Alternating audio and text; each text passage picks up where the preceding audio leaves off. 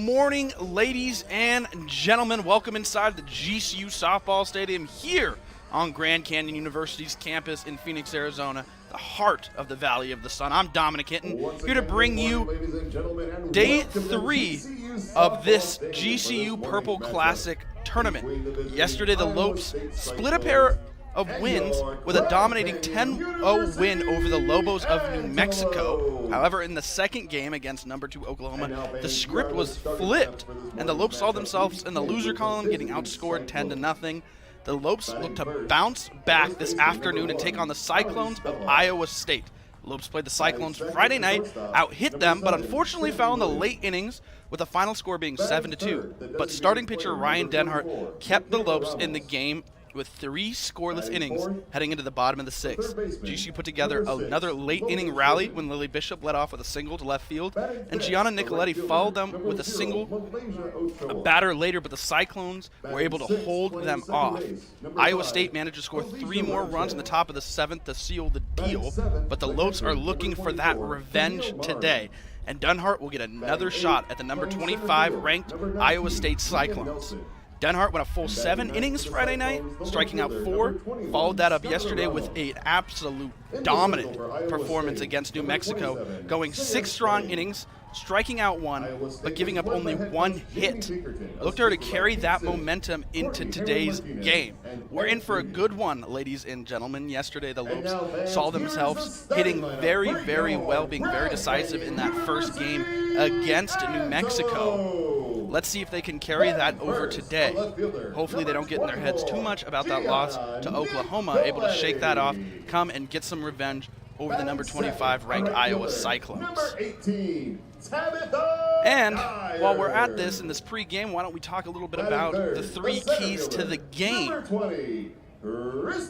So, your 3 keys to the game if the Lopes want to come out victorious in this, as always, brought to you by Sanderson Ford. Number 1, let's keep those bats hot. Like I said, the Lopes out-hit the Cyclones in Friday night's loss. Despite starting out behind 1-0 in the first inning, the Lopes responded right away. They tied it 1-1 in the bottom half of that inning. They collected 9 hits in that loss compared to the Cyclones' 7.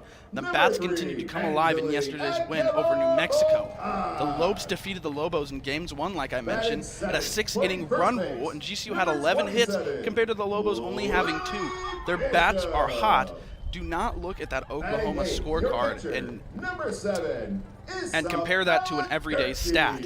The Lopes are a hard-hitting team, and they can get all over the board. That's going to lead into my next key, attack early.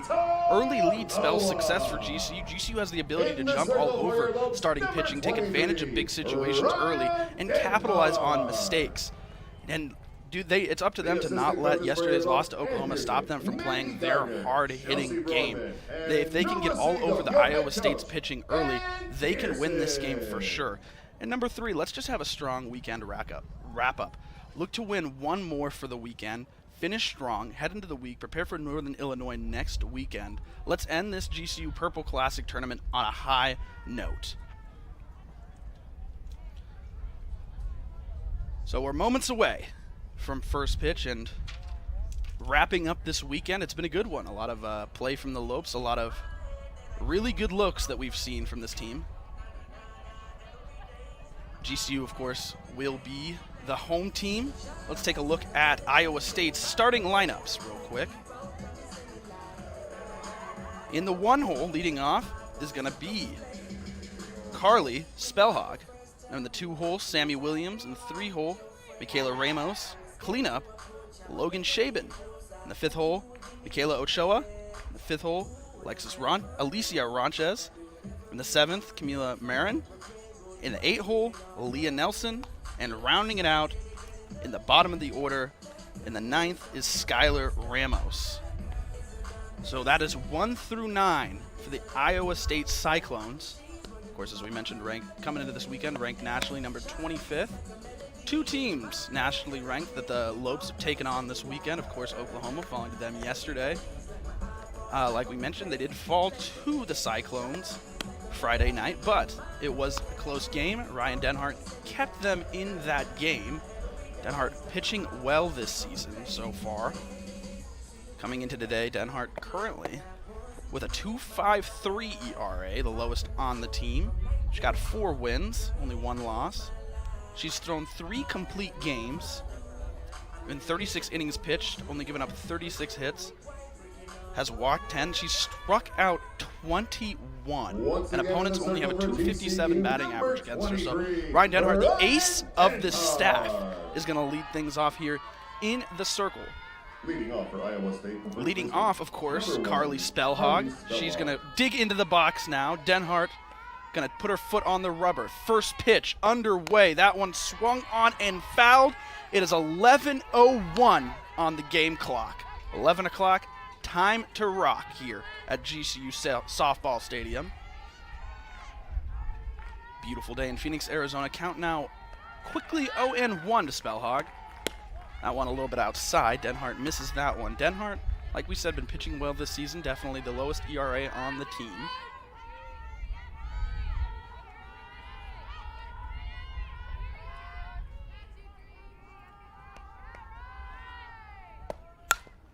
Spellhog on the ground. Daisy Taloa's got it. She's going to throw across to Lily Bishop, and that's out number 1.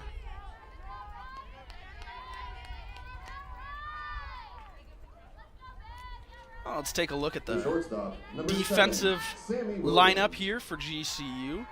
Lily Bishop's at first. Savannah Torville's at second. Angeli Aguilar-Bucaj is at short. Daisy Taloa, as usual, at third. Gianna Nicoletti in left field, as that is a first pitch ball there by Denhart. In the outfield, Gianna Nicoletti in left. In center, Kristen Fifield. And in right, Tabitha Dyer. The 1-0 pitch from Denhart. That one in there for strike number 1. Count now 1-1. And of course, pitching is Ryan Denhart. Her battery mate, Isabella Gerke.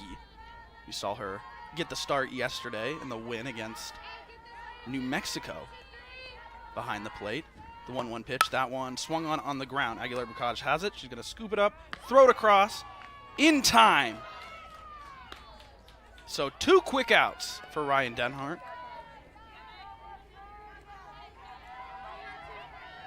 Ryan Denhart wasting no time here. Facing 2 batters, getting 2 outs early on. And that's going to bring up Ramos, the junior right-handed hitter.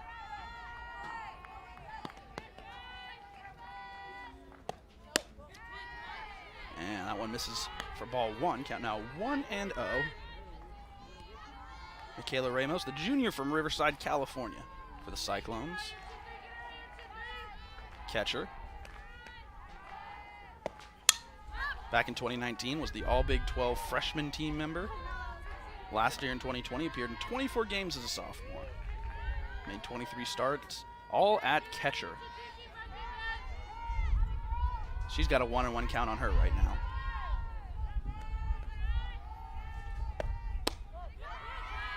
That one misses. Count 2-1.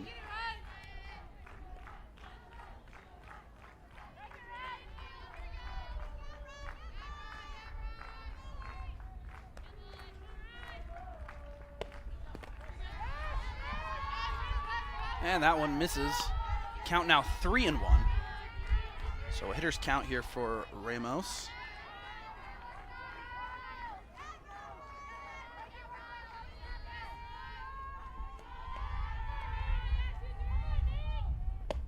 That one swung on the ground. Aguilar-Bucaj has it. The throw to the throw to Bishop over her head. Ramos is going to go to second.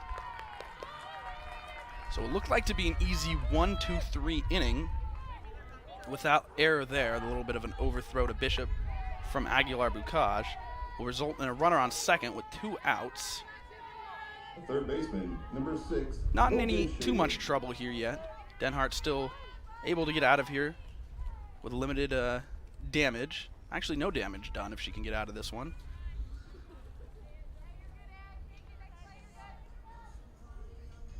We're going to get a little bit of a mound visit here.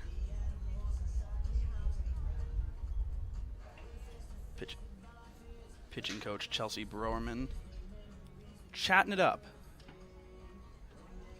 with Denhart and Isabella Gerke. Trying to tell her to, settle down. You're in this early on.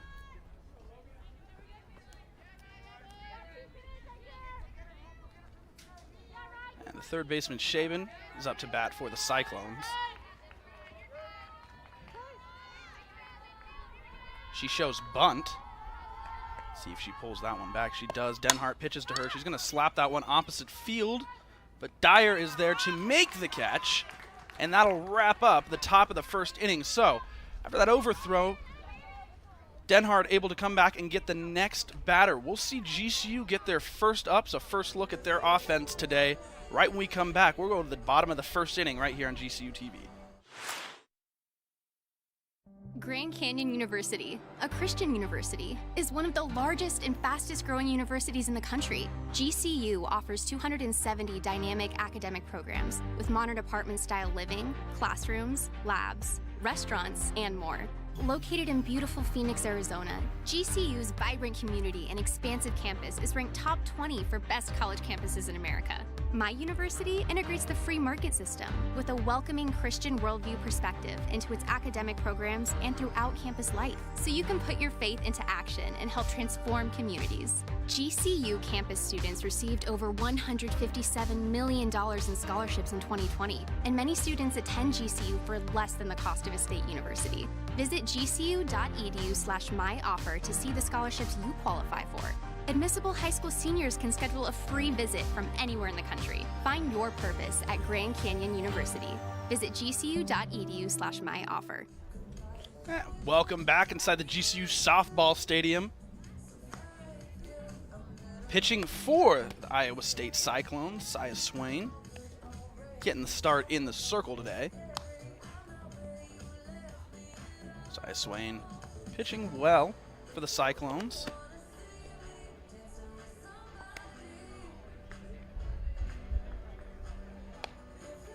Now we're going to get a first look, too, at GCU's batting order. Leading off, we're going to have Gianna Nicoletti. In the 2 spot, we got Tabitha Dyer. In the 3 spot, Kristen Fifield. Batting cleanup, Savannah Torville. In the 5 spot, J.C. Hambrick. Batting 6th, Angelique Aguilar-Bucage. Batting 7th, Lily Bishop. Batting 8th, Isabella Gerke. And batting 9th, rounding it out, Daisy Teloa. So leading off this one is going to be Gianna Nicoletti. Get a look at Saya Swain there, the native of Texas. Leading off for GCU, a left fielder, number 24, Gianna Nicoletti. So Gianna Nicoletti's going to lead this thing off. Nicoletti, of course, this past week won the WAC Player of the Week award. It's the first pitch to her as misses for ball 1. She had herself a great opening week. Earned that WAC Player of the Week award. Shared it with J.C. Hambrick, who won the Pitcher of the Week award for her great pitching down in San Diego. Second pitch by Swain. Misses for ball 2.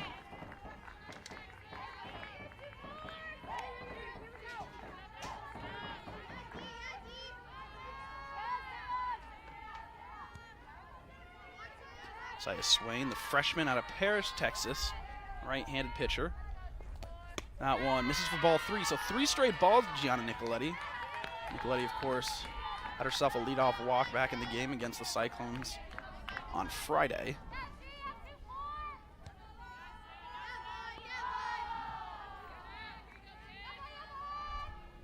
The 3-0 pitch. That one in there for strike number 1. This year so far, coming into this game, Swain's got an 8.75 ERA. She made 2 starts, given up 3 hits in 4 innings pitched.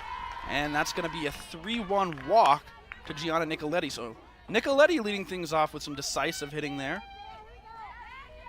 Not chasing anything out of her zone. Good set of eyes for Nicoletti. Taking herself a free base. And coming up to bat now is Tabitha Dyer. Dyer also hitting well in this early season.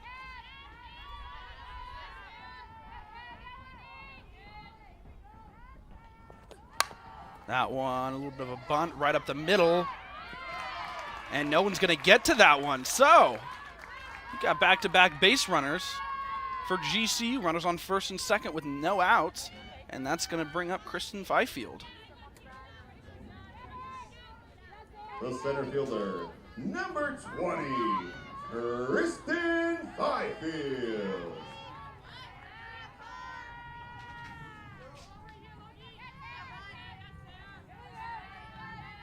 And the pitch to Fifield. Fifield shows bunt but pulls back. It's going to be ball number 1. On the defense for the Cyclones, Spellhog at first, Ronchez at second, Williams at short, Shaben at third in the outfield, Ramos in left, Nelson in center, and Ochoa in right. Swain, of course, in the circle. Marin at the backstop. That'll do it for the defense for the Cyclones.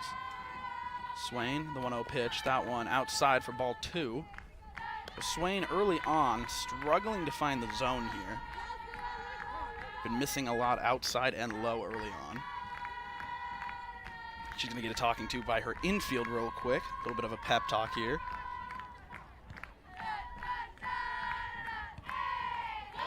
Trying to calm it down a little bit. She does have 2 runners on after giving up that leadoff walk to Nicoletti, and then that little infield single by the bunt from Dyer. And that's how we got here with the Lopes 2 early base runners. A good situation to be in for Fifield. Fifield, of course, coming into today, hitting .245. She's got 12 hits on the season. Shows bunt. Unable to pull that one back in time. They're going to call that one a strike. So count out 2-1. Yeah, Fifield does have those 12 hits. 2 of them have been doubles. Oh, excuse me. 3 of them have been triples. 1 of them has been a home run. 8 of them have resulted in RBIs. So a good offensive season so far, Fifield. She's got a 2-2 count on her.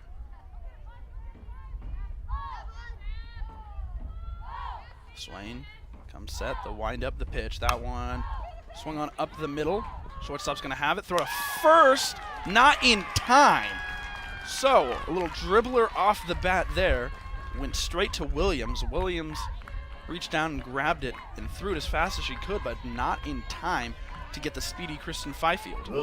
We've seen that speed come in handy, of course, out in center field. We saw her make a couple really gold glove catches, really good gold glove catches yesterday as she got on her horse and tracked a few of them down, but her speed there nabs her a base, and the bases are loaded with no outs here.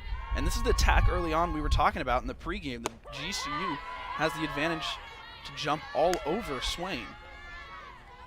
That'll bring up Savannah Torville. First pitch to her is in there for a strike. Torville also hitting well. She's got herself a home run on the season. Hitting .324.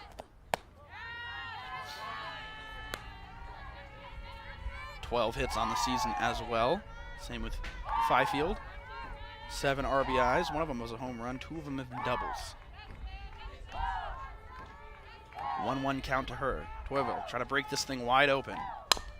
That one on the ground. They're going to throw home, so they get the force at home to get the speedy Nicoletti, so that one was in time. Good heads-up play there by Shaben. Shaben fielded that one cleanly, threw home to Marin, and able to get Nicoletti. So the Lopes unable to score a run, but only 1 out here. Beauty of loading the bases with no outs. JC Hambrick. That'll bring up JC Hambrick. Hambrick, of course, pitched last weekend in San Diego. The Lopes played UC San Diego in the Tritons and took on the Toreros. That one on the ground, not fielded as cleanly as she would have liked. Flipped.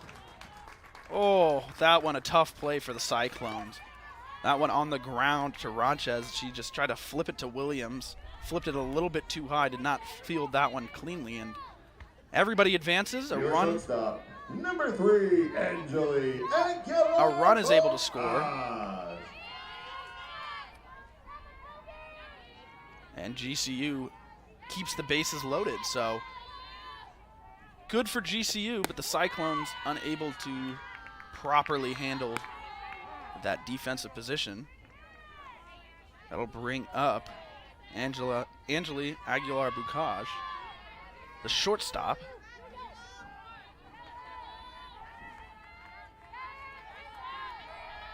Bases loaded, 1 out, 1-0 count to Kosh. The 1-0 pitch, that one outside. Count now 2-0. So Swain again struggling a little bit early to find her location. But GCU an opportunity to jump all over this, break this thing wide open here early on. The pitch, that one swung on the ground. Ooh. Shaban with a heads-up play, able to grab that one and step on the bag for the force. But when she threw home, kind of overshot Marin there, and a run is able to score easily. They were not able to roll that one up.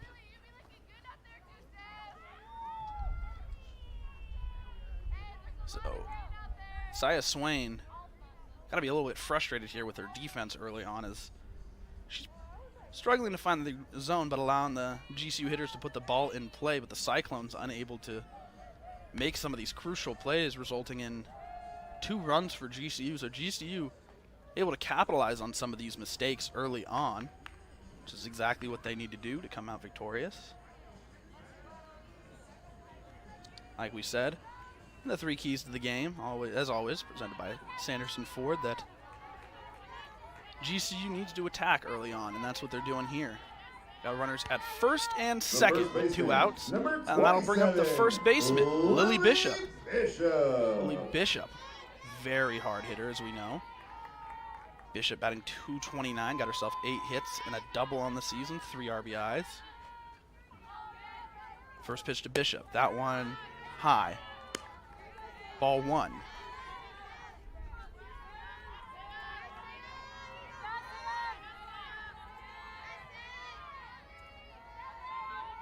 Lily Bishop went 1 for 2 with a walk Friday night, a loss against Iowa State. The pitch, that one misses for ball 2. Count now 2-0 to Bishop.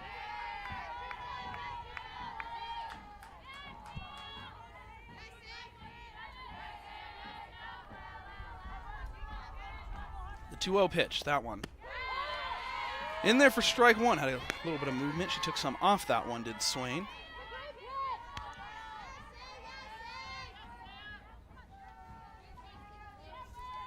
Bishop digging back in. 2-1 count to her. Starting first baseman for GCU, kind of got that position on lock. The pitch, that one swung on, down the line, they're going to say foul. Bishop pulling that one a little bit. Count now goes to 2-2. Bishop, we know if she gets a hold of one, she can absolutely drive it. Love to see her get an RBI, tack on another run here. Lopes trying to jump ahead as much as possible. Give Ryan Denhart as much room to work with. The 2-2 pitch. That one hits Bishop in the foot. So Bishop's going to have a free base here on this. The bases are loaded once more in this inning. We got 2 outs. All ducks on the pond. And that'll bring up the catcher, Isabella Gerke. The catcher, number 7. Gerke, the freshman. Isabella Gerke. Seen her get a couple starts this weekend.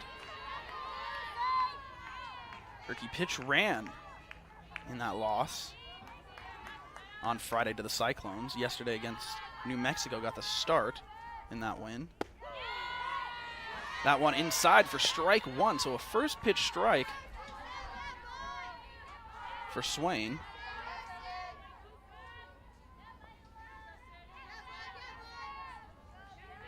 Gerke went 1 for 2 yesterday in that win. Had herself an RBI. Fouls that one off quickly. 0-2 now for Gerke with the bases loaded here. Correction, there was an illegal pitch in that one, so it's actually going to go to 1-1.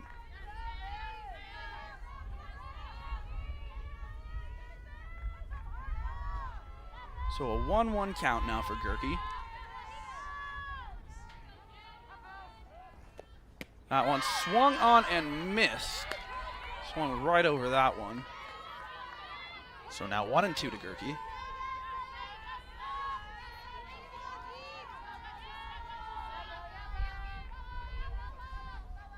Gerke, of course, the freshman out of Tucson, Arizona, majoring in cybersecurity. The 1-2 pitch to her.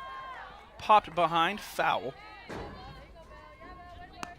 So staying alive is Gerke. Trying to bring one of these runners home with the bases loaded here, 2 outs. Got yourself a 1-2 count. Gerke, a 4-year varsity starter at Saguaro High School. That one is going to be ball number 2. So a 2-2 count with 2 outs and the bases loaded. Gerke in high school was named the team's Defensive Player of the Year and Most Valuable Player back in 2019 while earning all-region first-team honors. So decorated high school player, picked up by the Lopes. So she swings at that one, ropes it foul. A big swing there by Gerke.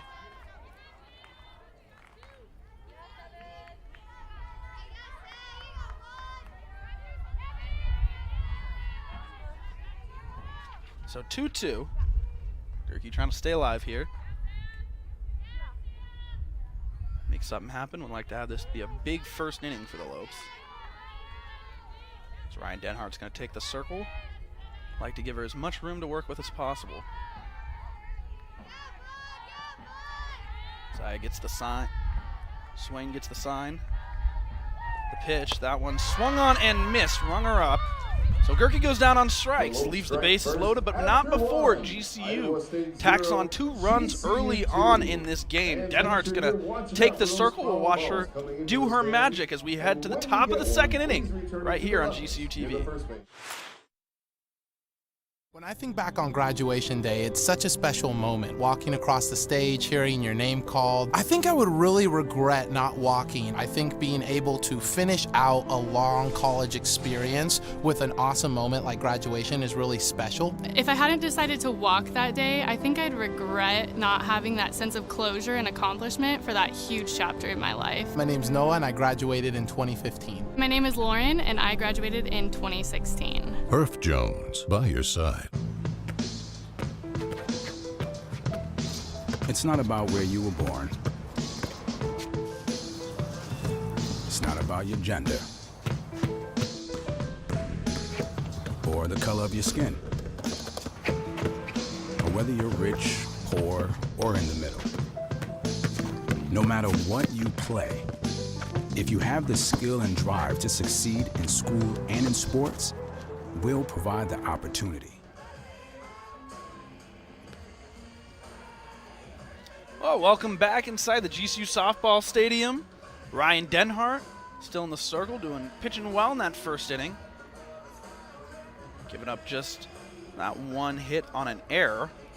Not even ruled a hit, so no hits so far. Leading off for Iowa State, the right fielder, 00, Malaysia Ochoa. That'll bring up the right fielder, Malaysia Ochoa, for the Cyclones. For her first time at bat in this game. And the first pitch there to Ochoa by Denhart is a ball, so now 1-0.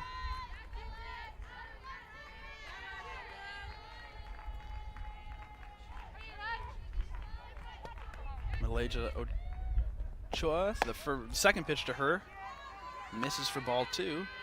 Ochoa, the freshman at Chino High School from Chino, California.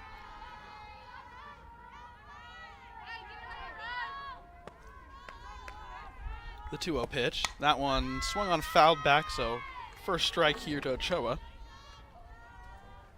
Count now 2-1.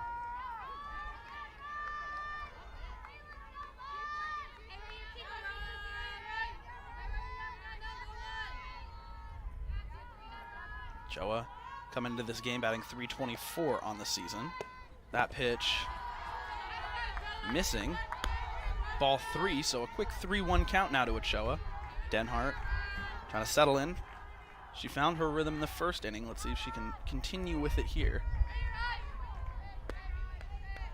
Ochoa slugging .500 as well. She's going to get that walk. So a leadoff walk to Ochoa to start this inning. And that will bring up Ranchez, the second baseman for ISU. The second baseman, number 5, Alicia Ranchez. Alicia Ranchez, the sophomore out of Iwa Beach, Hawaii. Campbell High School. Shows bunt. Bunts that one back and foul. So an 0-1 count now to Ronches. Ronches appeared in all 24 games as a true freshman back in 2020. Made 23 starts, all in the outfield, mainly in right field. But she was number 2 on the team in batting average as a freshman with .313. Had 21 base hits. Impressive start to her career, as that one in and out of the glove of Dyer. So kind of a hard hit ball off the bat of Ronches. That one kind of died a little bit as Dyer had to make the run in, hit her glove, and then popped out. Would love to have that one back, as now we've got no outs and 2 runners on for ISU. The catcher, Camille Marin. That'll bring up the catcher, Camille Marin. Getting her first ups in this game.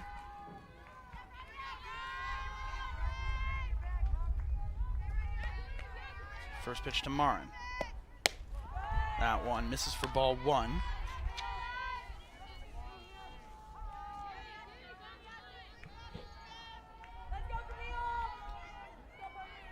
Denhart waiting for Camille to get back in the box. She does. Digs in. Pitch. That one swung on and fouled. Skied there. A little bit of wind here today in Phoenix. We'll see if that plays a factor. If you get a chance to see the flag at some point, you'll notice it's waving heavily out there. So we'll see if the wind plays a bit of a factor here in Phoenix today.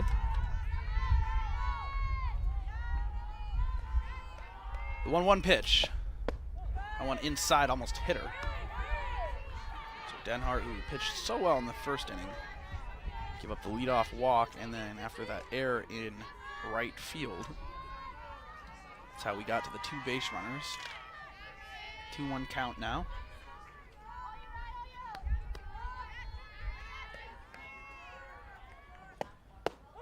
That one inside for strike number 2. A good location on that one for Denhart. Count 2-2.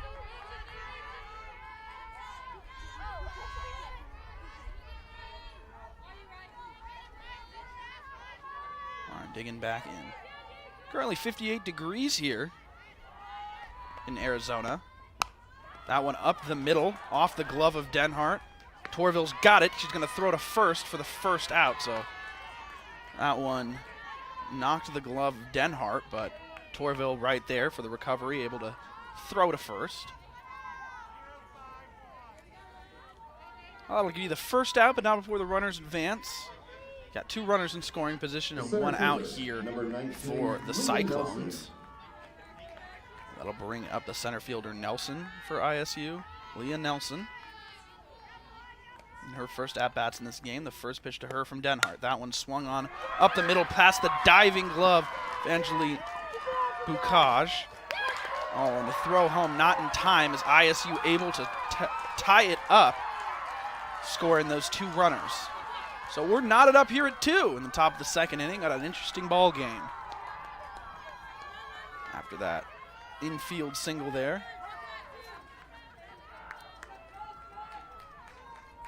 And that'll be a 2-run single, I believe. She advanced on the throw to second. Number 21, the left fielder. Both Ronches and Ochoa able to score on that one. So that error in right field proving costly.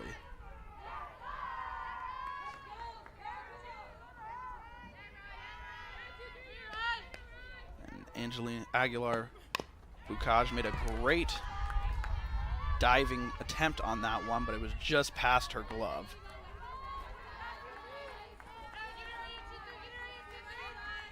But that will bring up Ramos, the left fielder. Of course, junior Michaela Ramos came into this weekend tied #1 nationally in doubles this season with 7 in her 10 games. She's got a 1-1 count on her now.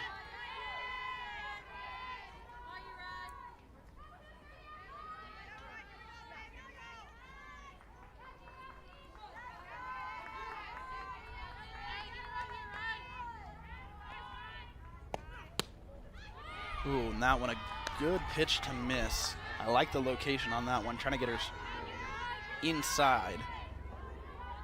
Doesn't get her to swing. Count 2-1. 2-1 pitch to Ramos. That one, ooh, right on the outside. Count now 3-1.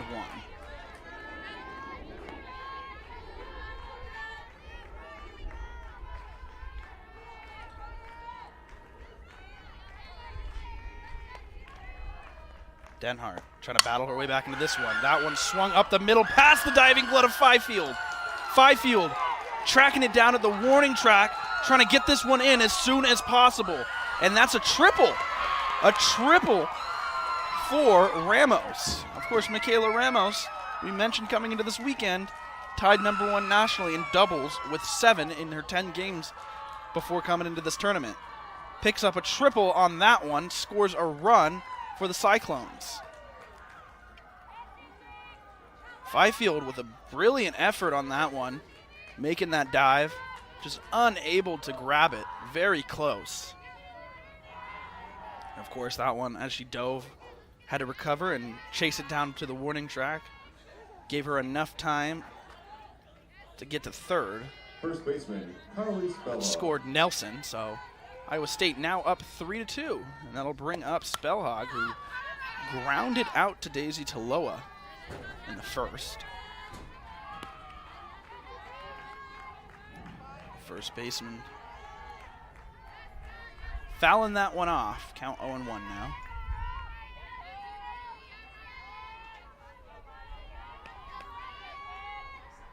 Carly Spellhog, the sophomore, out of Bettendorf, Iowa. Count 1-1.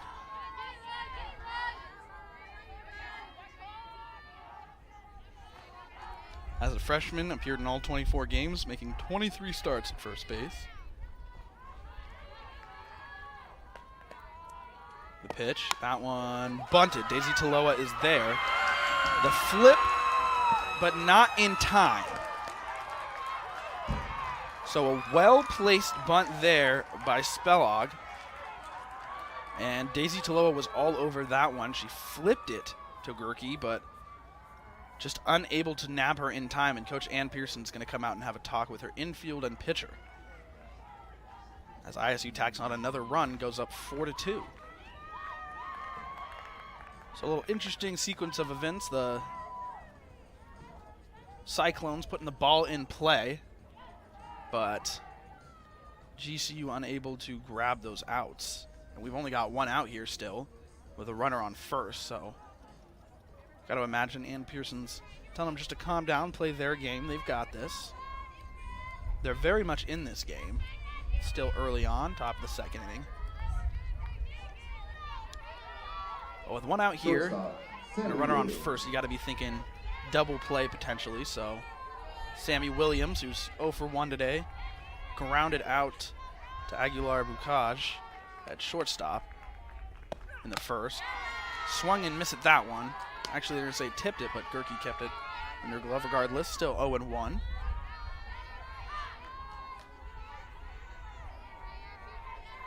So Spellag at first.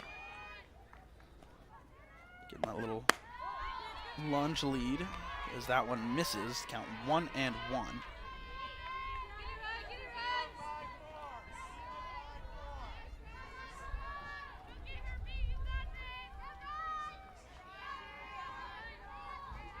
Denhart getting the sign.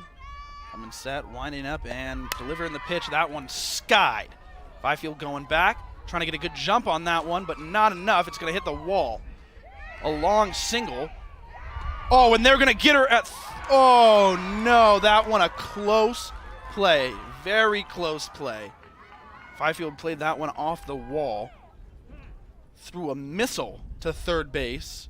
Hit Daisy Taloa. Taloa applied the tag, but they're going to say that Spellag got under the tag. That one very close.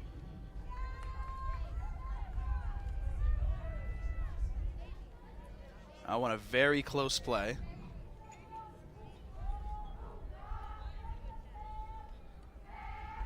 And it looks like we're going to get a little bit of a pitching change here in the second inning. As Denhart's going to have herself a seat, and we're going to see Sydney Sahar.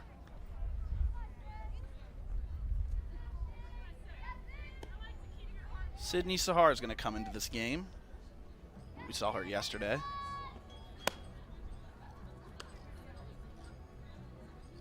But that one, last play, awfully close. Awfully close, but we're going to take a quick little break.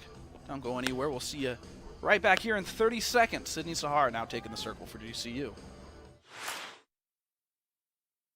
Once you've been to hell and back, there's not much left to fear. When the boogeyman goes to sleep at night, he checks under his bed for me. Have you ever wondered who Waldo's hiding from? Me. Not even the Cougars of LA are enough to scare me. But if I get into an accident, I'm calling the boss. Sweet James. If you've been hurt, don't back down. Call Sweet James. Well, welcome back. After our quick little break there, Sydney Sahar finishing the last of her warm-ups as she takes over for Ryan Denhart. But Sydney Sahar, we saw her pitch in yesterday's game against Oklahoma. Pitched very well against the number 2 ranked Sooners. She's going to come in here facing Michaela Ramos first off. Ramos, of course, in the DH position today.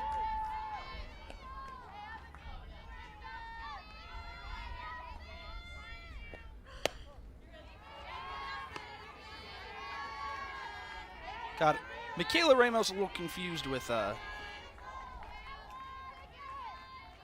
other Ramos on the team. She's got a 1-0 count to her. That one misses for ball 2, so 2 quick balls from Sydney Sahar.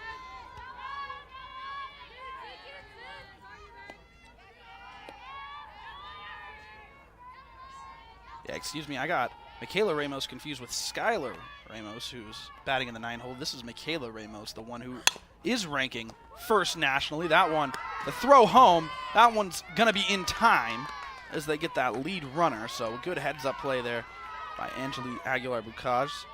She saw that Spelog was running home, able to get her, and Gerke applying the tag in time. So we got 2 outs now. They're able to prevent further damage.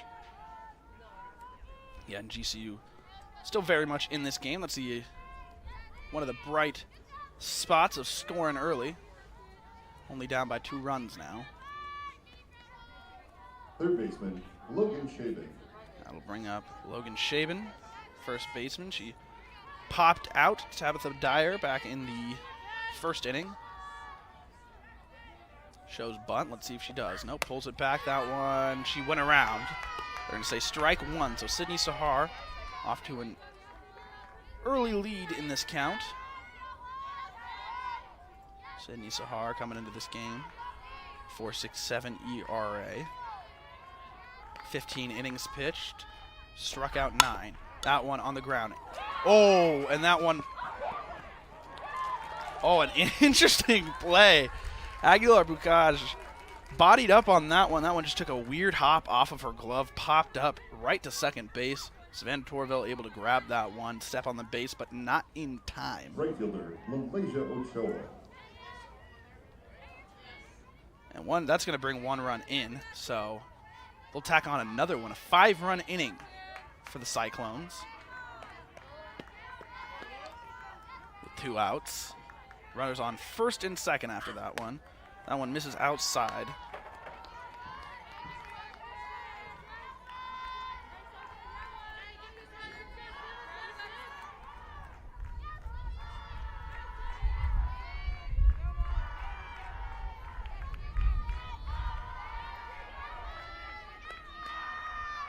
So the 0 count, that one inside, ball 1. Ochoa, the right fielder, is the batter for ISU.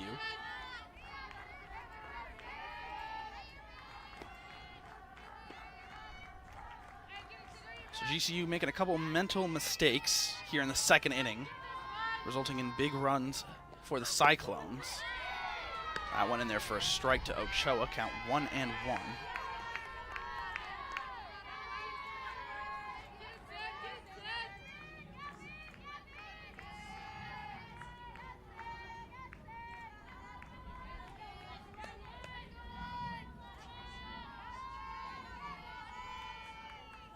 That one in there for a strike. Count 1 and 2 now to Ochoa. So Sahar with the early lead in this count.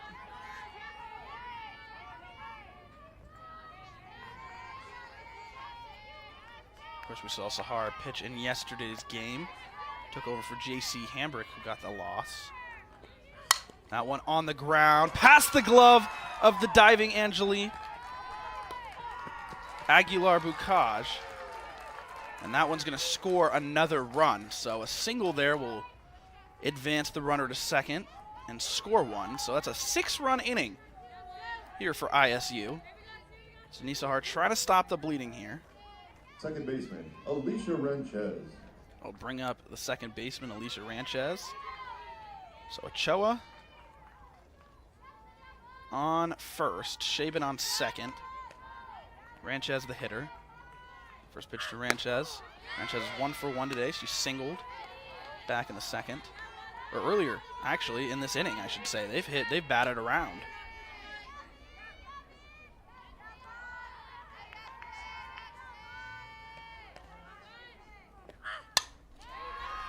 That one fouled.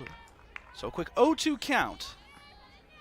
Sahar trying to finish this inning, limit this damage, and allow her team to go back to bat. Sahar, of course, yesterday pitched well against the number 2 Oklahoma Sooners, as we mentioned. Took over for J.C. Hambrick, who got the loss. Pitched 4 innings, gave up 9 hits, struck out 3. The 0-2 pitch, that one, a little blooper foul. Tabitha Dyer is there, but could not squeeze it in her glove. So, Ranchez will get another chance here with a 0-2 count. 2 outs and 2 runners on.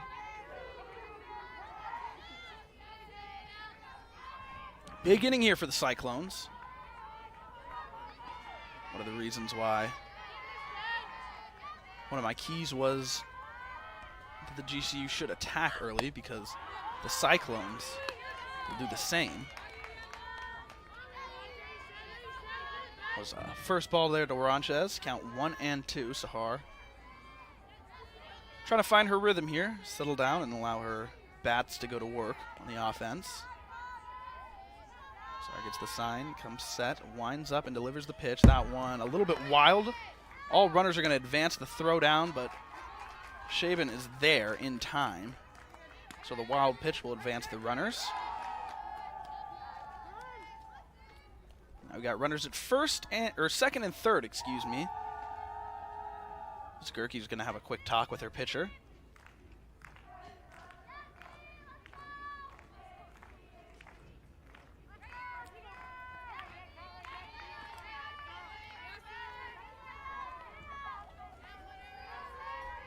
Ranchez, like we said, singled in this inning. The Cyclones have batted around. That one fair and on the ground, on the line. A trouble play. Nicoletti has it. The throw. Oh, and that one so close. So that one will score 2, but Nicoletti fielded that one as it went past the glove of Daisy Taloa down the third base line. Tried to gun out Ranchez at second, but Ranchez just gets under the tag on that one. That'll result in a double, scoring 2 more runs. So Iowa State now going up 8-2 early on. We'll take another look at that one. That one right off the bat, she ropes that one down the line, past the glove.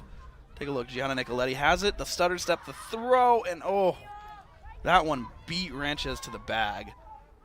Ranchez must have just gotten under it. That one awfully close. And that'll bring up the catcher, Marin. Marin trying to do a 4-3 double play in the second.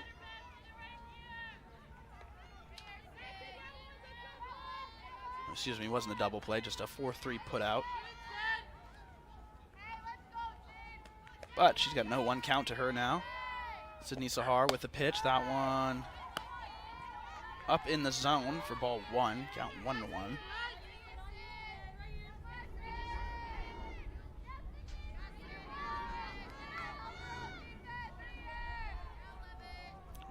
checking back in. Trying to extend this inning for her team. Did she go around? They're going to check the umpire. They said she did. Second base umpire is going to say she went around, so strike 2, count 1-2. Home plate umpire is Glenda Bates. First base umpire David Hardage. And third base we got Bobby Martinez. That's your umpiring crew for this Sunday afternoon game. Sahar with the 1-2 pitch. That one fouled back. Marin trying to stay alive here. Looking to get her first hit of the ball game.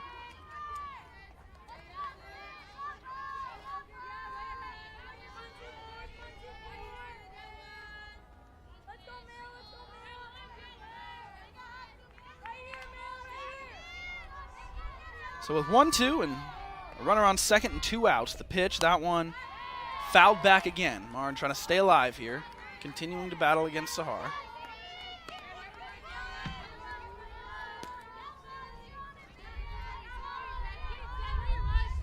Camille Marin, the freshman out of Whittier, California. NorCal native. Pride of St. Paul High School. Looking for her first hit of the ball game. Sahar looking to sit her down and allow her offense to go to work. Sahar with the 1-2 pitch. That one misses on the outside corner.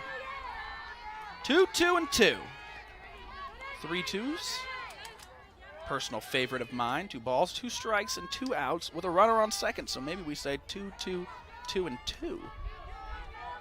And 2 in the second inning. So, hey, can't complain about that one. All 2s all across. So here's the pitch. This one on the ground. Bocage dives, doesn't have it. They're going to send one home, and that'll score another run as ISU goes up 9-2. So a 9-run inning for the Cyclones. Definitely not what GCU had expected. Definitely not what Los fans expected in this game. I'd love to see them be able to end this one and get back to their at-bats because they definitely have the offense to keep them in this game. But it looks like the infields and the outfield, the whole team is going to have a little chat here. Try and get things together, limit this damage, get out of this inning. And that'll bring up a new batter for ISU. It's going to bring up the center fielder Nelson, who singled in this inning. Leah Nelson had herself a 2 RBI single earlier in this inning. Of course, ISU's batted around. I went in there for strike number 1 to Nelson. A 1 count.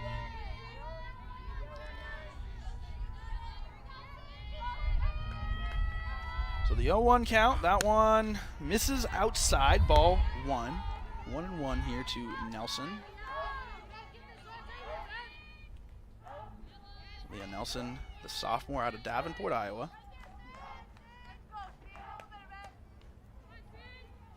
The 1-1 pitch, that one on the ground. Angelique Bocage has it.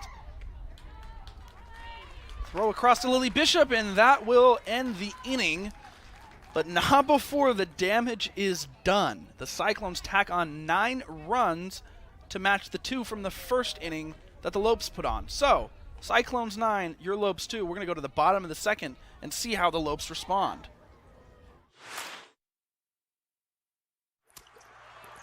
Joel Embiid is unhappy. Like, really unhappy. Because the internet keeps using not-so-amazing GIFs to react to his amazing highlights. Mountain Dew presents the Joel Embiid Deserves Better Reactions GIF Collection.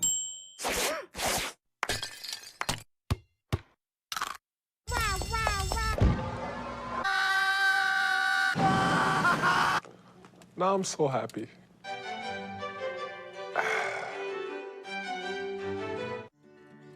When life seems uncertain, there's one credit union that provides both dollars and cents. Copper State Credit Union. With solutions that focus on our members, you can take advantage of competitive rates, free cashback checking, and local attentive service. Uplifting our community is a standard we live by. That's why thousands of your Arizona neighbors rely on us. Strengthening Arizona families through financial empowerment. That's Copper State Credit Union. Well, a big inning for the Cyclones. Attacking on 9 runs, Saya Swain has a lot to work with here. She struggled early on to find the zone, but regardless, her team tacking on the runs that they need. Up 9-2 over the Lopes. We're going to see Daisy Taloa, Gianna Nicoletti, and Tabitha Dyer all get their first ups. Actually, Taloa, this will be her first up. Nicoletti walked back in the first inning, and then Dyer went 1 for 1, so we'll see those 3 at least. Trying to get something going, get us some of those runs back. The third baseman, number 51. Again, starting this off, the third baseman, Daisy Taloa, hitting .243. She's got herself 9 hits and 7 RBIs on this season. Hitting well is the freshman.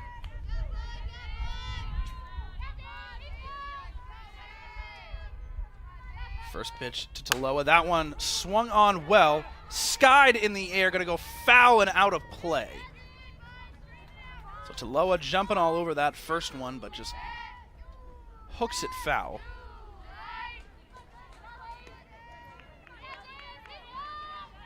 So count now 0-1 to Taloa.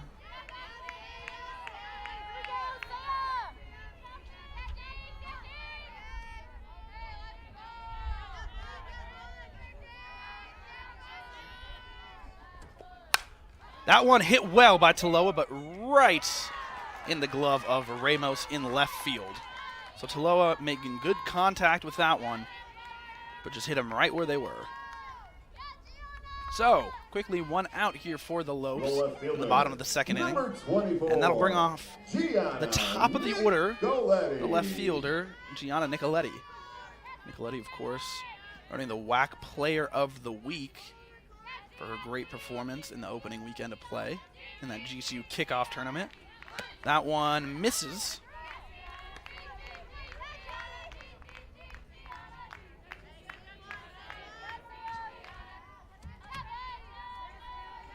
So 1-0 to Nicoletti.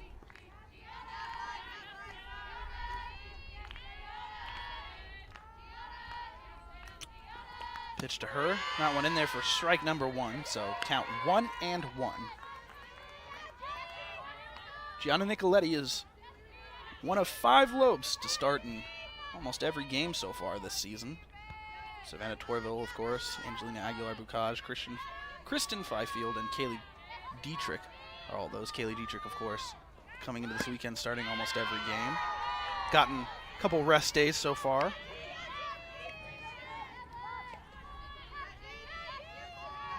Well, that's ball number 2 to Nicoletti. Count 2-1.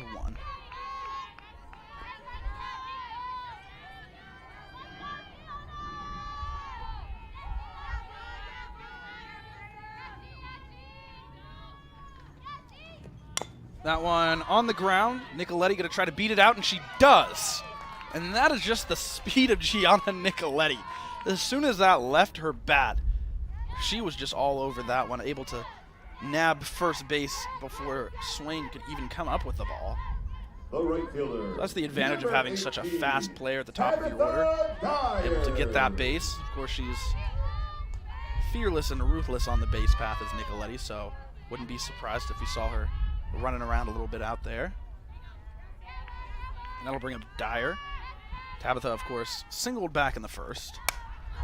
She hooks that one foul. That one just out of the reach of Williams.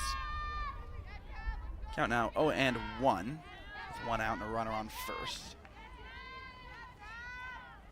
Well, if you're just joining us, of course, I'm Dominic Hinton here, bringing you this matchup between the GCU Lopes and the Iowa State Cyclones.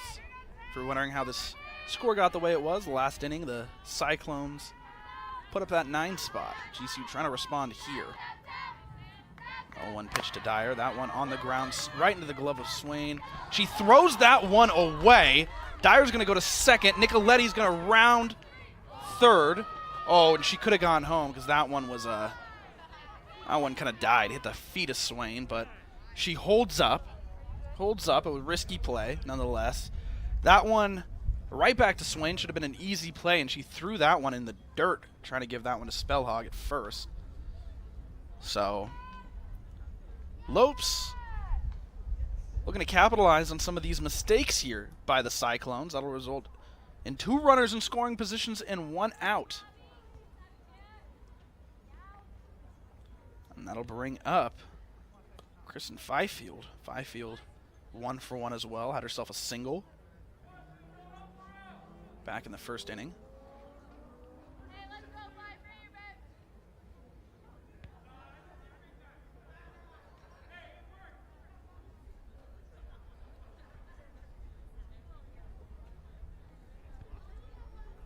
Fifield, of course, batting well in this early season.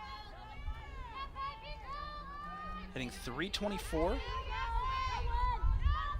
Scored 7 runs, got herself 12 hits. Number 20, Kristen Fifield. 3 of them have been triples, so love to see her be able to clear the bases on this one, but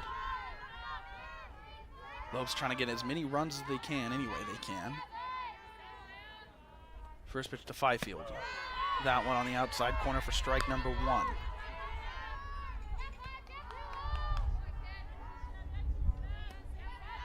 Of course, Nicoletti at third, Dyer at second. The 0-1 pitch, that one misses. Try to go outside again with it, but that one out of the zone, 1-1. We've seen Swain struggle a little bit finding the strike zone early on. Lopes hitters just need to capitalize on some of these mistakes. 1-1 pitch. That one low. Ball 2. Count now 2-1.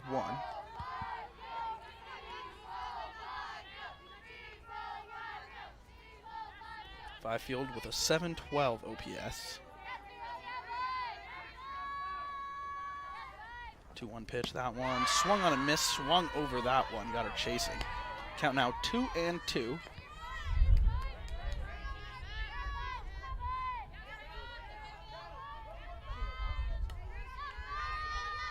Fifield does have a home run, one of the 3 that the GCU has. That one on the ground could be trouble. Past the glove of the shortstop. 2 runs are going to come in, and that'll be a 2 RBI single for Fifield. Couldn't come at a better moment. GCU with a little bit of momentum here. GCU getting 2 more back, slowly chipping away at that lead. Is now 9-4. We got a runner on first, and that'll bring up Savannah Torville. Fouled out back in the first inning. To the third base side. That one up. Ball 1 to Torville. So, runner on first base. Couple runs back. GCU poised to keep themselves in this. 1-0 pitch to Torville. That one swung on and hit hard.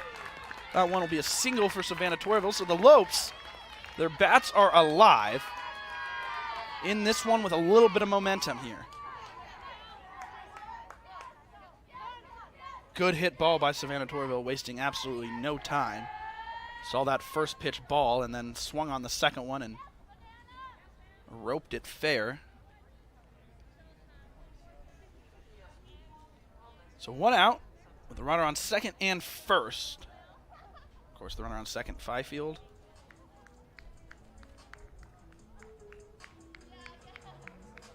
We might be seeing a pitching change soon here by the Cyclones, it looks like. Looks like we are going to get ourselves a pitching change here. It looks like it's going to be number 16, Shannon Mortimer, the right-handed pitcher, the junior out of South Grafton, Massachusetts. Number 16, Shannon Mortimer. She's going to get her warm-up, so we're going to send it to a little bit of a break. Don't go anywhere because we'll be right back with the rest of the bottom of this second inning.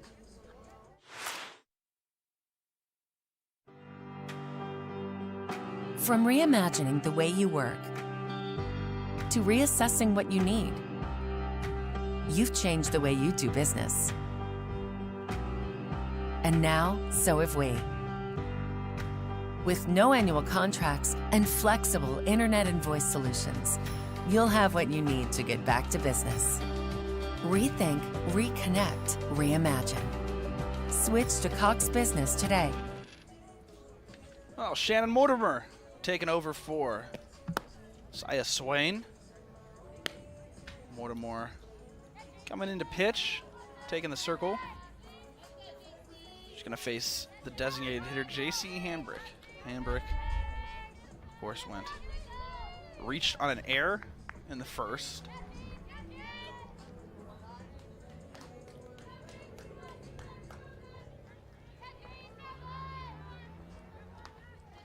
So Mortimer going to get our first look here at this GCU Lopes hitters. J.C. Hambrick. Shannon Mortimer redshirted back in the 2019 season, but as a freshman appeared in 21 games as a true freshman, making 15 starts in the circle. Finished with a 6-4 record, which she delivers ball 1 to J.C. Hambrick.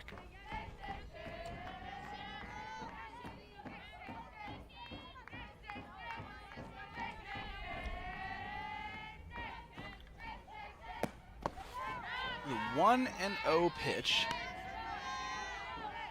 Outside, going to be 2-0.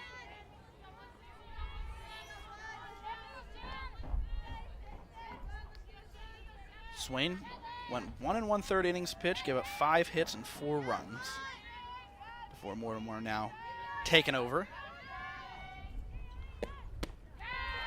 That one up in the zone. Count now 3-0. So 1 pitch away from potentially loading the bases up with 1 out. Exactly which position you want to be in here with GCU.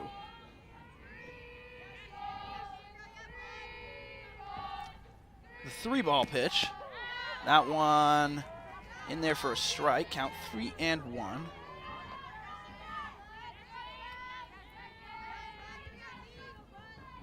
Hambrick will dig back in. Mortimer approaching the rubber, getting the sign. Coming set, winding up, delivering the 3-1 pitch. That one inside for ball 4. So, all ducks on the pond for GCU with 1 out. Big opportunity here, as that'll bring up Angeli Aguilar-Bocage, who's hitting very well this season. Angeli Aguilar-Bocage. Coming into today, Angeli's hitting .333, 14 hits. 4 of them have been doubles. 1 of them's a triple. She's had 8 RBIs on this young season, so the freshman hitting very well. That one fouled off, so she wastes no time trying to swing at the first pitch. Barely misses and fouls that one off. Count 0-1. Coming into this weekend before this tournament, the shortstop,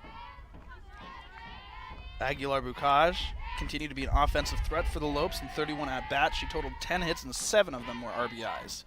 Tied her for first on the team coming into this weekend as that one is fouled. Count now 0-2 to Angeli.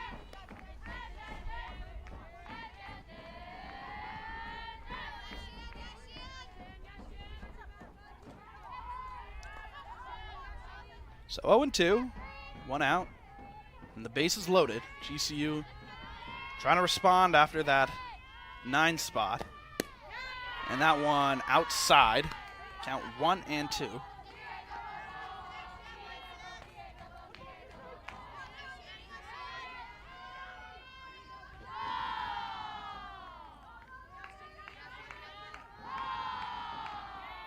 And the 1-2 pitch. That one in the dirt. Let's see if we can get 1 here. We do. So the Lopes add on another run, make that a 3-run inning here, and they now only trail by 4 runs, 9-5. So the Lopes still very much in this with 1 out and 2 runners in scoring positions at second and third. Toilville at third. Hambrick at second. Fifield scoring that run as Gage swings at that one, fouls it off. Count 2-2.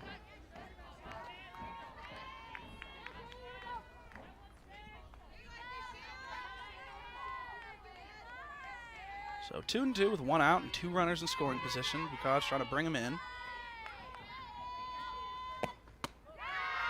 And that one misses. We got a full count now. Good job by Angeli, not swinging at anything out of the zone, not trying to do too much. Good set of eyes in this at-bat.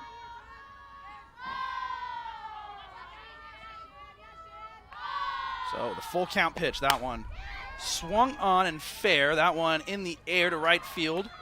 And it will be deep enough to score a run, so a sac fly for Angeli Aguilar-Bucaz. She gets the job done as they tack on another one. The Lopes only trailing by 3 now, 9-6. So the Lopes responding nicely after that little bit of a rough inning. Their offense coming alive here early on, keeping them in this game.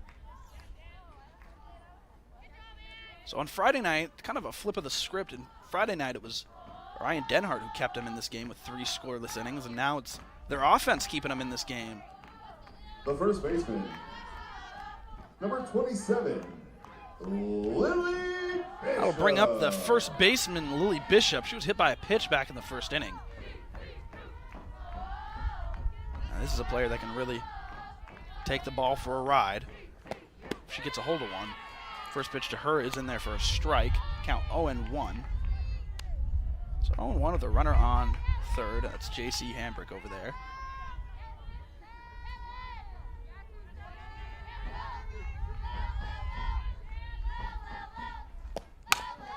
And that one right into the glove of the third baseman, Shaban. They're going to throw it across the diamond and retire Lily Bishop, but not before the Lopes respond after that 9 spot with 4 of their own. They only trail by 3, still very much in this game. We'll see if Sydney Sahar is still taking the circle as we head to the top of the 3rd inning right here on GCU TV.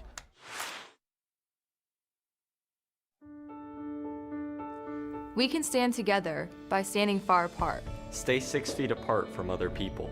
Wear your mask when you go out. Wash your hands often. If you feel sick, stay home. Be respectful of others. The choices you make are critical. By protecting yourself, it helps protect all of us. Your actions can save lives. What we do now will shape our future. Stay safe. Is it possible to cook up the barbecue bacon burger at home? Well, that depends. Does your home have fresh chopped onions, pickles, smoked cheddar, Monterey Jack, bacon, tangy barbecue sauce, and orange and white stripes with the word Whataburger emblazoned on the front of it?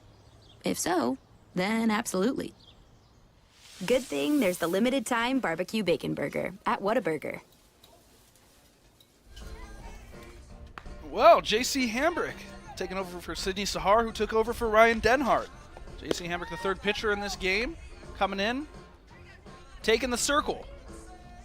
J.C., of course, got the WAC Pitcher of the Week award for posting a 2.25 ERA back in San Diego last weekend. Lopes took 3 of 4.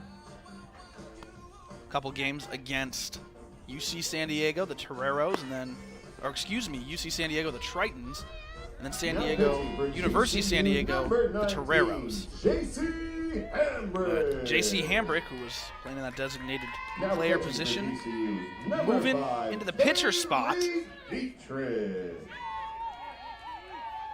J.C. Hambrick last weekend threw a complete game shutout against the Toreros in the 2nd game of their doubleheader that day. That's why she earned that WAC Pitcher of the Week, well deserved.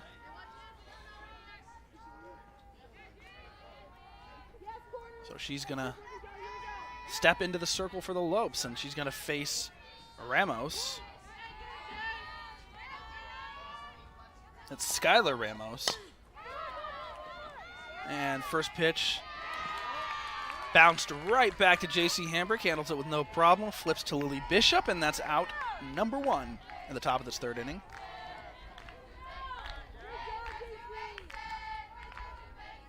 The first baseman, Carly Spella.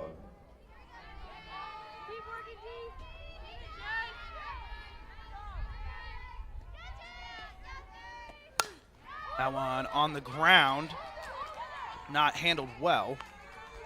That'll result in a runner on first.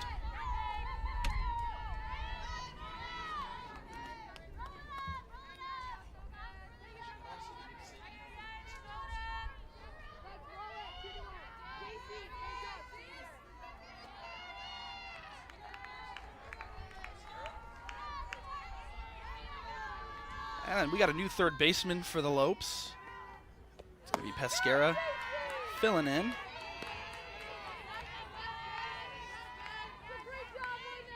Araceli Pesquera, utility player out of Laveen, Arizona, coming in for Daisy Taloa at third.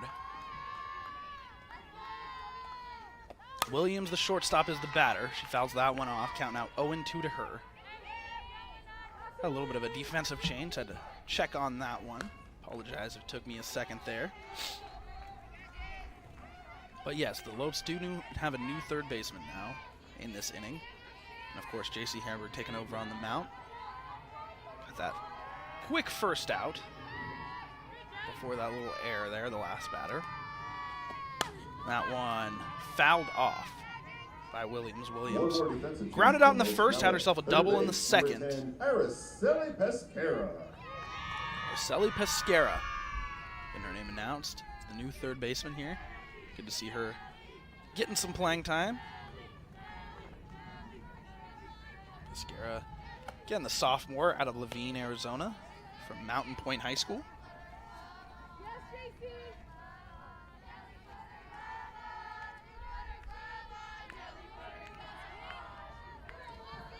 Hambrick getting the sign, coming set, delivering the 0-2 pitch. That one a little bit wild. That'll move Spellog over to second. So now with one out, the Cyclones have a runner in scoring position here.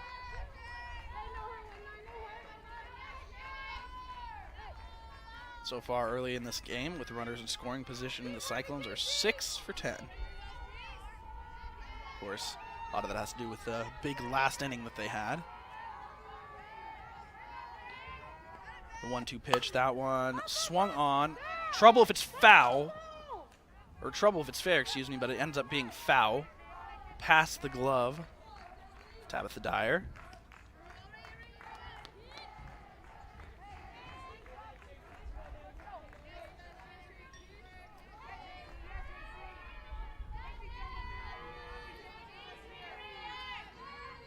So count still 1-2. Williams trying to stay alive here. The 1-2 pitch, that one. Oh, a good pitch. Good pitch. That one awfully close, but out of the zone by just a little bit. Count now 2-2. One out, runner on second. Hamburg trying to not allow any damage this inning. Keep their Lopes still in it. That one misses. Count now full. So Hambrick up early in the count, but Williams a good job of hitting here to work the count full.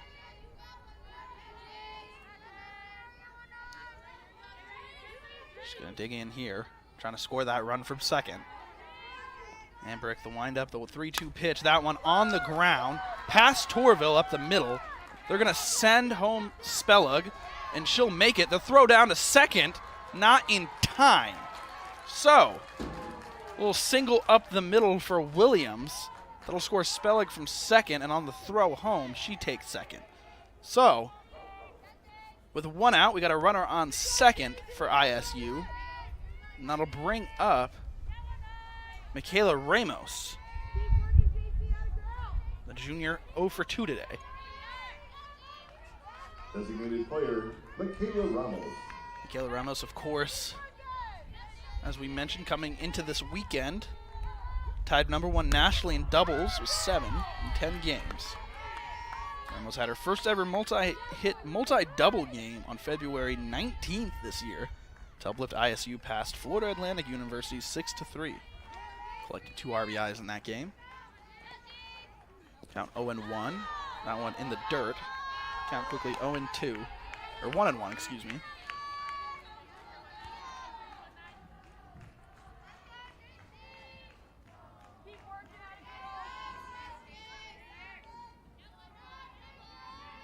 Hambrick with the 1-1 pitch. That one a little bit up and outside. Count's going to go to 2-1.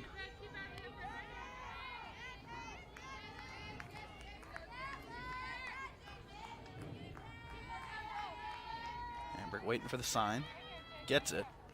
The wind up, the 2-1 pitch. That one down and in. All 3. Count now 3-1. Gerke's going to have a little talk with her pitcher.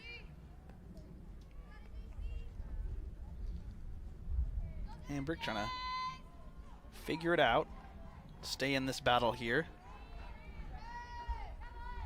Needs just 2 more outs to get her team back up to bat. Their bats are hot in this game. Love to see the offense get back up. Of course, they put up 4 runs in their last at-bats. More than capable of doing that again. Hambrick walks her. So after going up 0-1, delivers 4 straight balls. Now we got a runner on first and second here with 1 out in the top of the third. Third baseman, Logan Shaben. That'll bring up the third baseman, Logan Shaben. Shaben 0 for 2 today. Popped out to right field and reached on an error in the second. That one right to Dyer's glove. Dyer corrals that one in. Easy catch for her, so now 2 outs for J.C. Hambrick. Of course, ISU great hitting so far with 2 outs. They're 3 for 7 today.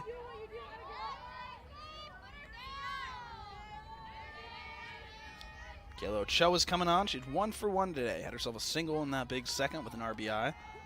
Walked in the second as well. First pitch to her, misses for a ball. Count 1-0. Hambrick trying to get out of this inning here. Limit the damage to just that 1 run. That one misses for ball 2.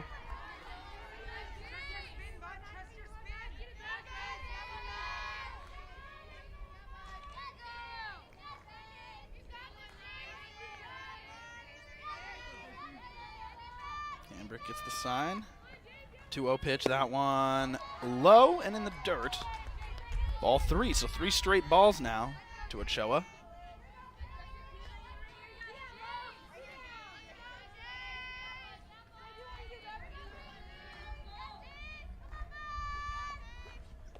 That one hit her right in the back, square in the numbers. Plunked her, so that'll load up the bases. J.C. Hambrick a little bit frustrated on that one. That one got away from her. But that'll bring up the second baseman. The second baseman, Simpson.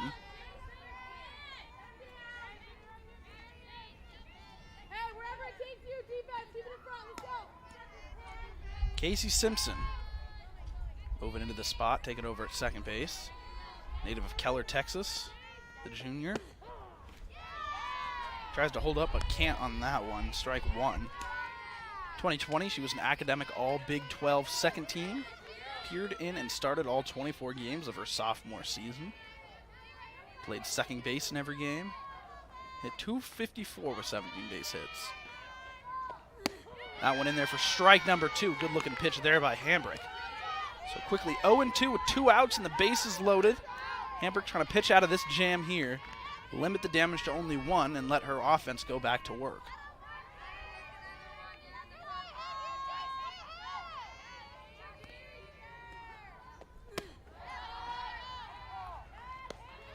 So that one misses. Count now 1-2.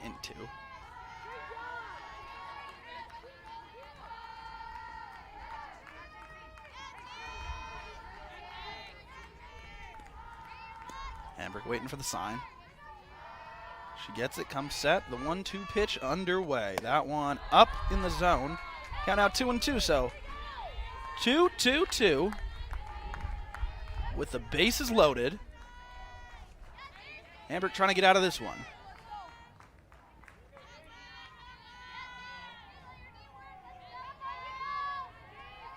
Wind up in the pitch. That one on the ground. Lily Bishop's got it. She's going to step on first. And that's the inning. So Hambrick only allowing that 1 run, but ISU extending their lead 10-6. GCU with the offensive firepower to come back in this one. Let's see how they respond. Let's go to the bottom of the third. Don't go anywhere. We got more softball on GCU TV. It's time to get away. It's time to escape. It's a new day to play. Your retreat awaits at Talking Stick Resort. Indulge your appetite for excitement with our thrilling table games, our electrifying slots, our outstanding restaurants, and our exceptional accommodations. It's all waiting for you. It's a new day to play at Talking Stick Resort. Play in style. When life seems uncertain, there's one credit union that provides both dollars and cents. Copper State Credit Union. With solutions that focus on our members, you can take advantage of competitive rates, free cashback checking, and local attentive service. Uplifting our community is a standard we live by. That's why thousands of your Arizona neighbors rely on us. Strengthening Arizona families through financial empowerment. That's Copper State Credit Union. Well, GCU fans, if you haven't already, it's time to download the Lope Nation app. Watch GCU home sporting events directly from your app, receive personalized news, and score updates for your favorite Lopes team. Follow the Lopes closer than ever with scores, schedules, stories, and more. So much more perks will be coming very soon, so go ahead and search GCU Athletics in your phone's app store or download the GCU Athletics apps now at gculopes.com/app. Be sure to download that guy and favorite your GCU softball team so you can get all the updates and scores. Gonna need it. We got 8 sports going on this semester. A lot going on campus as all the COVID canceled seasons in the fall got pushed to the spring, and GCU continue to be so impressive with how they've handled the pandemic and the sporting events, creating a safe environment for the athletes and the fans to come and enjoy their game. Well, that'll bring up Kaylee Dietrich. She's going to be the pinch hitter, the catcher. First pitch to Dietrich. Misses for ball 1. Kaylee Dietrich at 146 this season. Got herself 6 hits. She does have a home run and 5 RBIs.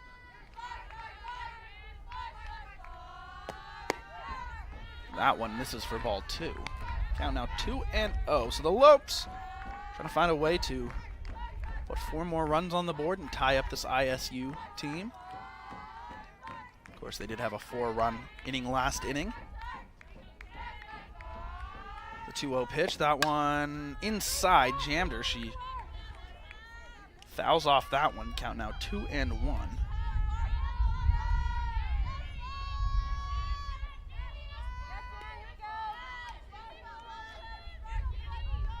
Kaylee Dietrich before this weekend started almost every game at catcher. Got herself a couple breathers. Now she's back pinch hitting in this one. The 2-1 pitch, that one misses. Count now 3-1. A good eye not to swing at that one. Of course, Shannon Mortimer still the pitcher for ISU in the circle.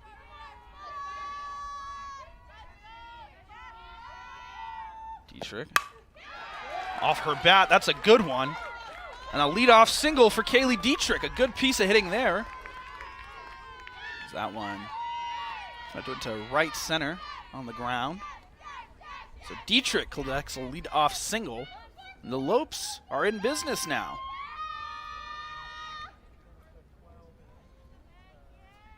And that'll bring up Araceli Pescaria.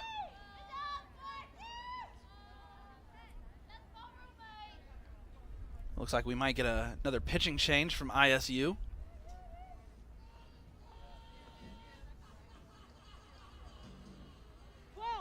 We'll see what happens here.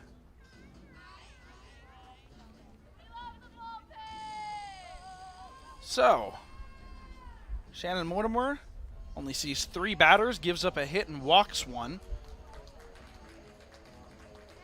Actually, excuse me, sees 4 batters. But she's going to have a seat, and we'll see a brand new pitcher coming out.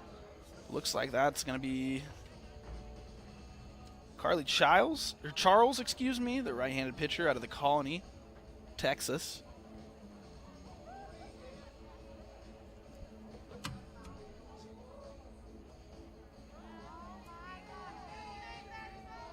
So a new pitcher here for the Cyclones.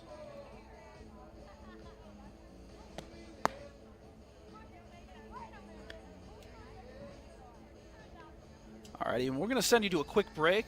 Don't go anywhere. We'll be back in 30 seconds as Charles, the new pitcher for the Cyclones.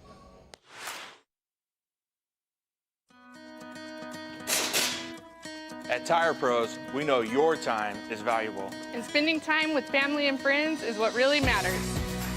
Our customers are the core of our business. That's why we make buying tires and auto service hassle-free. Our certified technicians will keep your car running smoothly. So you can spend your time the way that you want. Find a convenient location near you at TireProsOfArizona.com. Hassle-free guaranteed. Pescara. Oh, Araceli Pescara coming in for Daisy Taloa, filling in at third base. The sophomore left-handed hitter is going to get her first ups today. She's going to face Carly Charles, the brand new pitcher for ISU. That one gets away from the backstop Marin, and that'll lead Dietrich to take second. So now no outs and a runner in scoring position for the Lopes. A great position to be in here. Bottom of the third inning.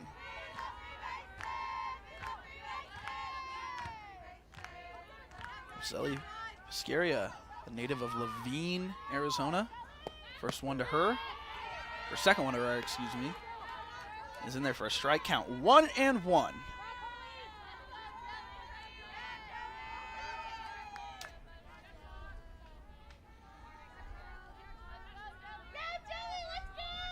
One pitch to Araceli. That one slapped foul off the bat.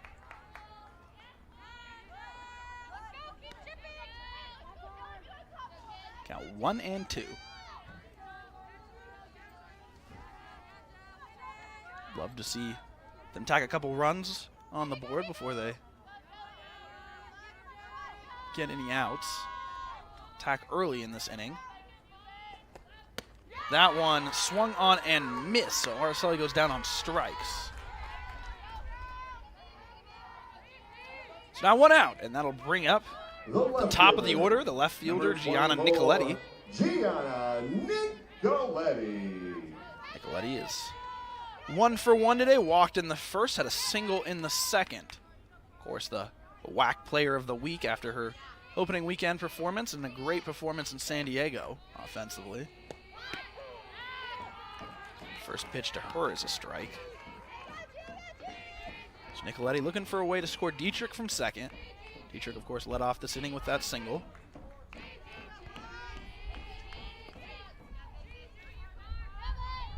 Nicoletti, team best 409 average. 18 hits, a couple of them have been doubles. She's had 7 RBIs. The 0-1 pitch to her misses. That's going to be ball one, count now 1-1.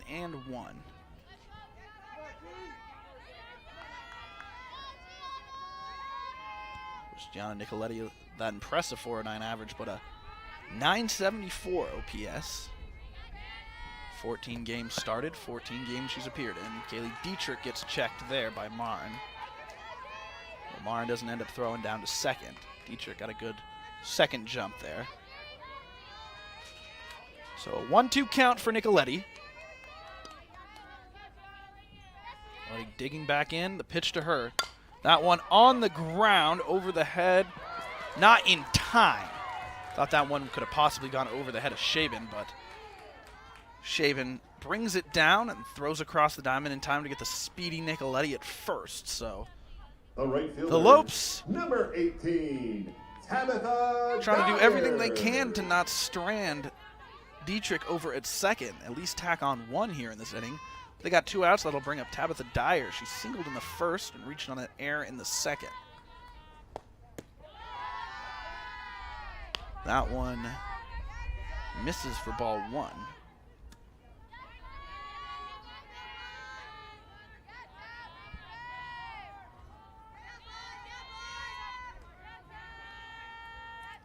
Tabitha Dyer getting the start today in right field. That one right back up the middle.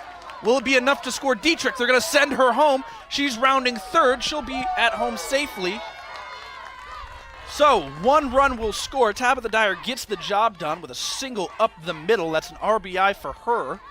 So the Lopes get one back. They're within 3. Number 20. So now we got a 2 outs and a runner on first, and that'll bring up the center fielder, Kristen Fifield. Fifield's 2 for 2 today. Got a couple RBIs. Like to see her keep her bat hot here.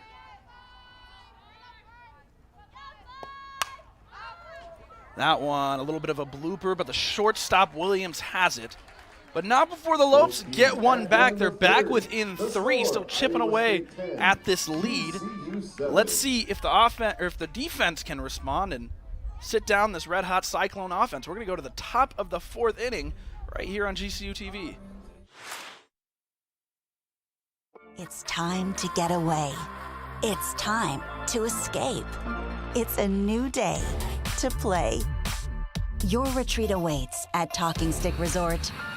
Indulge your appetite for excitement with our thrilling table games, our electrifying slots, our outstanding restaurants, and our exceptional accommodations. It's all waiting for you.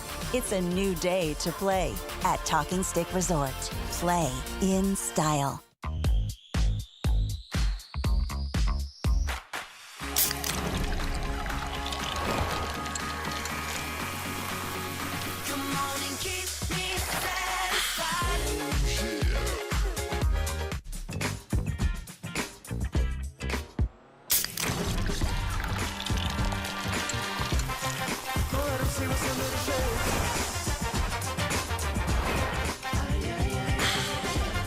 JC Hambrick still in the circle. Only allowed that 1 run back in the 3rd inning. Pitching well. She's going to face Marin, Nelson, and Ramos. The bottom of the lineup, 7, 8, and 9 hitters. Marin to lead things off here for ISU. She's 1 for 2 today. Grounded out. And a 4-3 ground out in the 2nd. Had an RBI single up the middle, also in the 2nd.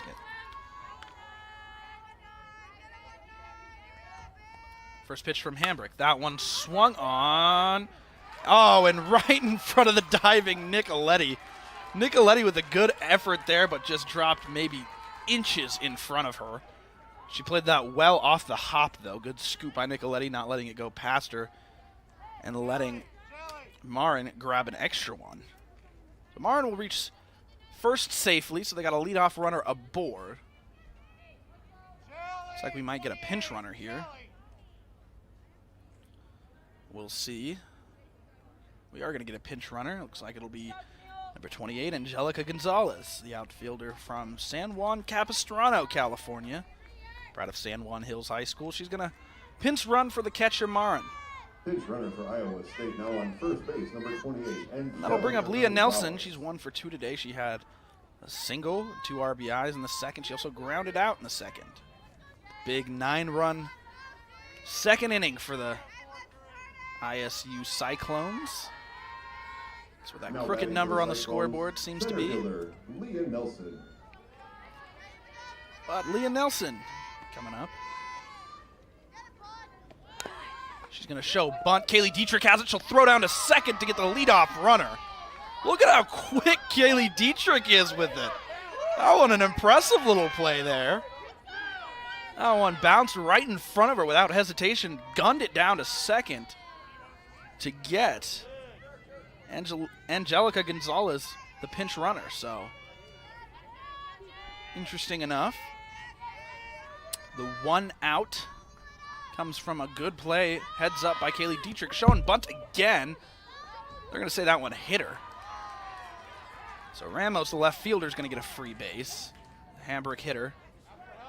And Pearson's going to come out. Wants to have a little talk there. Wants to see if, I'm sure he'll get a confirmation. That one looked like it could have hit the bat, not necessarily her. So I'll be honest, I'm not sure. Pearson looks like she's getting a little confirmation here. She's going to, umpires are going to talk it out, of course. Glenda Bates, the home plate umpire. Crew chief here, David Hartage at second base. We saw him call balls and strikes yesterday. Bobby Martinez at third, so all 3 of them talking it out. And they're going to confirm, yep, it did hit her, not the bat. So she will get first. I'll bring up Spelog, the first baseman. Spelog 1 for 3 today. Yep, grounded out in the first inning. Left fielder, Had an Skylar RBI single in the second and reached on an error in the third. So 1 out, 2 runners on. Spellog showing bunt, pulls it back. First pitch to her, in there for a ball, so 1-0.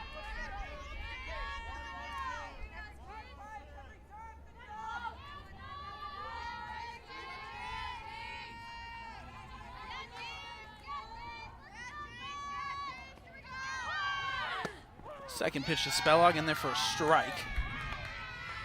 So count now 1-1 with 1 out and 2 runners on.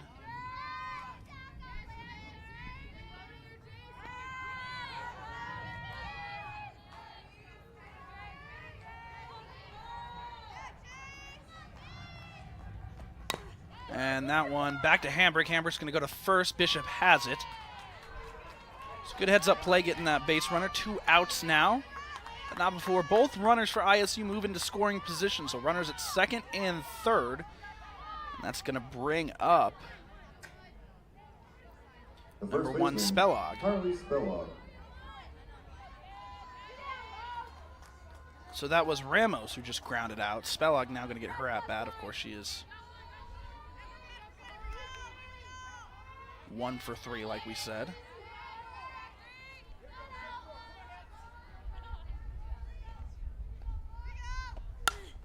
Spellog makes contact with that one. That's going to drive in 1. Nicoletti gets it in time. So 1 run goes back to ISU. ISU still marching away.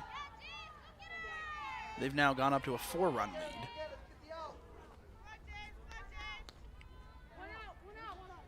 That'll bring up the shortstop, Williams. Sammy Williams, the senior out of Laguna Niguel, California, to Dana Hills High School. Shortstop, Sammy Williams. As a senior. 2019 Big 12 Softball Student Athlete of the Year. All-American honorable mention by Softball America.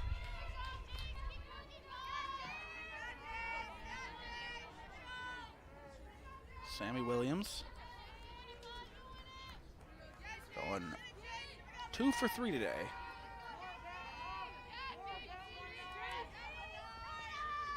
Pitch by Hambrick. That one swung on foul. Count now 0-2.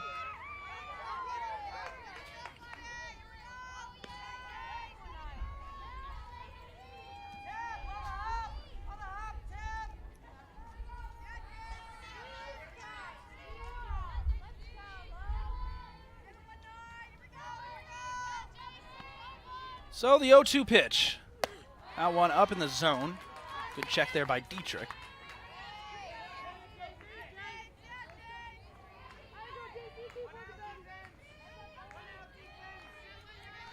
So 1-2 to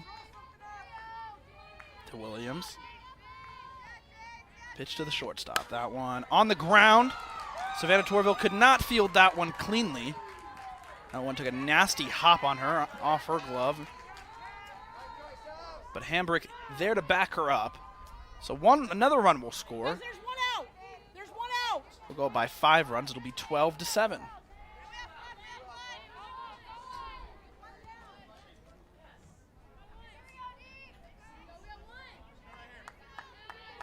So 1-2 here with 1 out. Player, Michaela Ramos.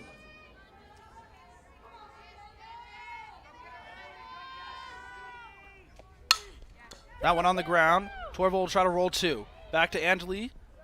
And Aguilar Bukaj could not roll 2 on that one. As the speedy Ramos making there safely. That'll bring up Shaben. Now with 2 outs and a runner at third and first.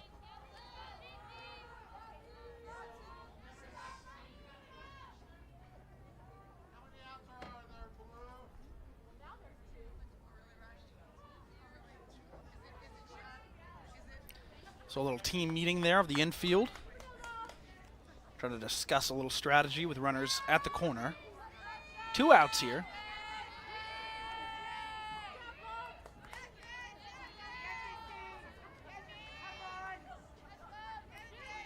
Logan Shaven will come up. She's 0 for 2 today. And that one inside almost hit her. Third baseman, Logan Shaven. Count 1-0. And you got a runner here. And Ramos took off. Kind of caught the infield sleeping there a little bit. A little bit of a early steal.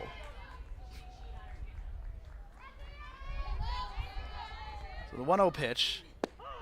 I went in there for strike number 1. Count now 1-1 here with 2 outs and runners in scoring position.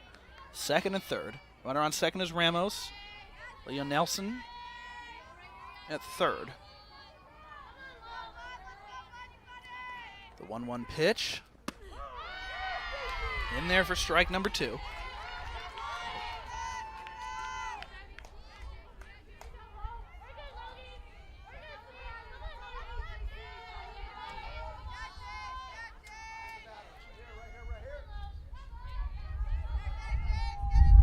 Shaven shows bunt. The 1-2 pitch, that one slapped off her bat the other way, but foul. Count remains 1-2. Shaven trying to stay alive here. The third baseman, the senior, 0 for 3 today.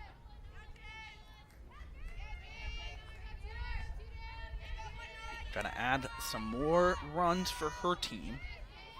They're up by 5 now. GCU continuing, though, to stay in this game. The pitch. Oh, that one, a good miss there. Looked like that could have been a strike, but a little bit up in the zone. Count now 2-2.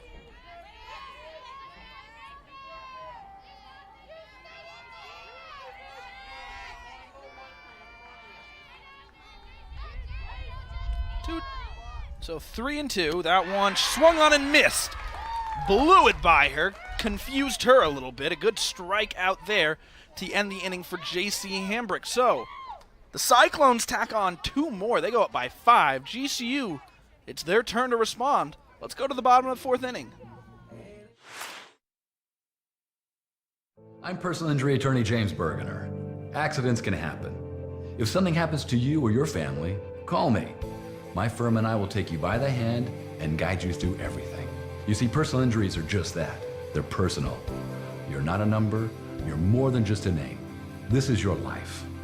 At my firm, each case is professionally and personally tailored to you. So if you've been injured, I've got your back. Call me now for a free consultation. When life seems uncertain, there's one credit union that provides both dollars and cents. Copper State Credit Union. With solutions that focus on our members, you can take advantage of competitive rates, free cashback checking, and local attentive service. Uplifting our community is a standard we live by. That's why thousands of your Arizona neighbors rely on us. Strengthening Arizona families through financial empowerment. That's Copper State Credit Union. Wow. GCU trying to answer back as in the bottom of the 3rd inning they were able to tack on a run, but ISU nabbed 2 more in the top of the last inning. So Torville, Hambrick, and Aguilar-Bukaj all up to bat now, trying to respond here, gain a couple of their own. Leading off for GCU, the second baseman, number 26, Savannah Torville now up to bat. Torville, of course, 1 for 2 today.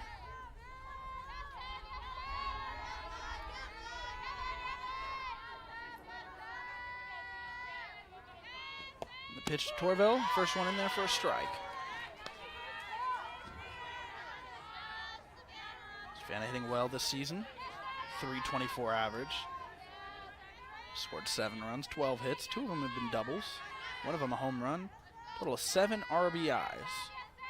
The hard-hitting second baseman. That's in there for strike number 2. Savannah Torville made starts in 4 different positions so far this year.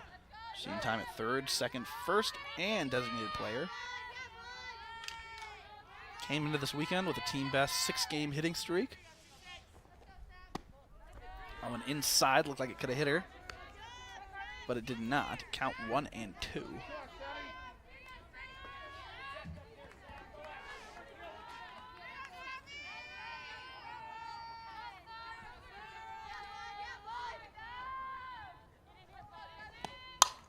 Oh, that one absolutely crushed. Up in the air at the warning track. The center fielder is there to make the grab for ISU. So, warning track power for Savannah Torville, but just not enough to get out. Yeah, one away here. That'll bring up J.C. Hambrick. Number 19, J.C. Hambrick. Pitching today. Getting some at-bats.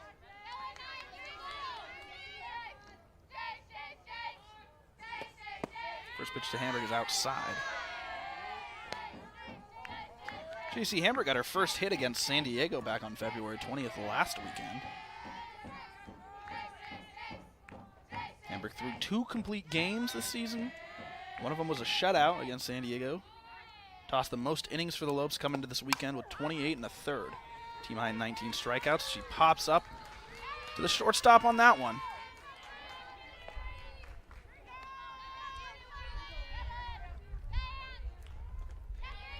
The shortstop. Number 3, bring up the shortstop. Angeli Aguilar the freshman, Angeli Aguilar-Bocage. Bocage, of course, 0 for 1 today. She had that RBI, the long sac fly, last inning.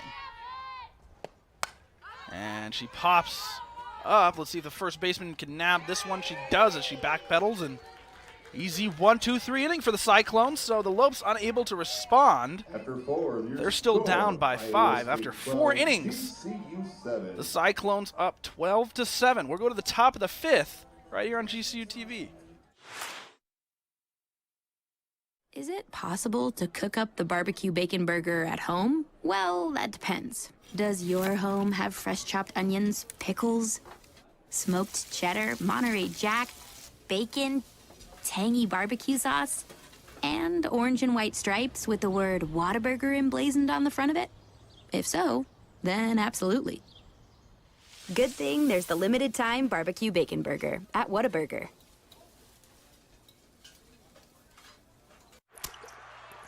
Joel Embiid is unhappy. Like, really unhappy. Because the internet keeps using not-so-amazing GIFs to react to his amazing highlights. Mountain Dew presents the Joel Embiid Deserves Better Reactions GIF Collection.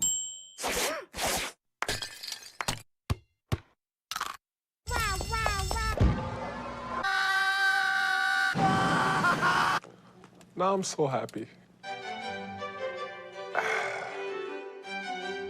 Well, Lopes fans, you can get the best gear to show off your Lope pride.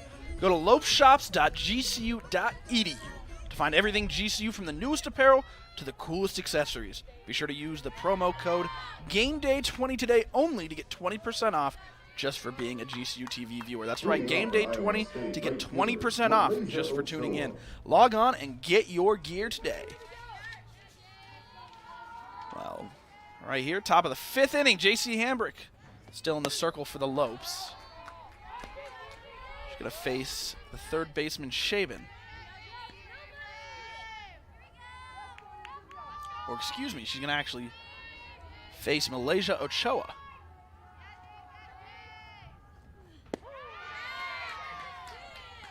Shaban, of course, was 1 after her. Ochoa 1 for 1 today. A 1-1 count to her.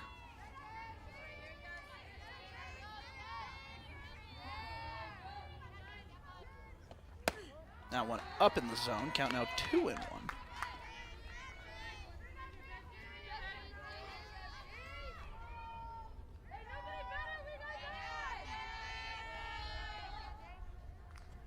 Hambrick waiting for the sign. Getting it from Dietrich. Coming set. They'll wind up the pitch. That one up the middle. But Bocage is there. And Aguilar-Bocage able to make that routine play. So the first runner results in the first out. Got 1 out here, and that'll bring up the second baseman, Casey Simpson, who was 0 for 1 today.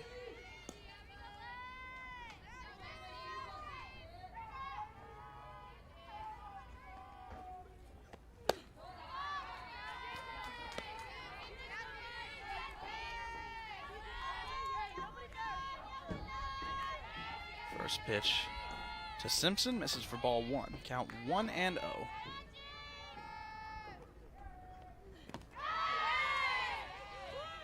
We're going to check and say that she did not go around. So 2-0 now to Simpson.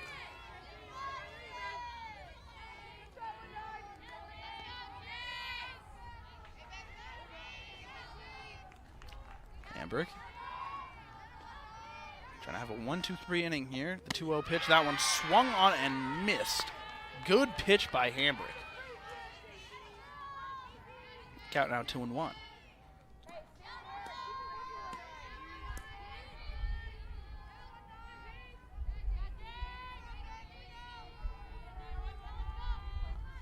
And the 2-1 pitch now. That one in there for strike number 2. Good location on that one.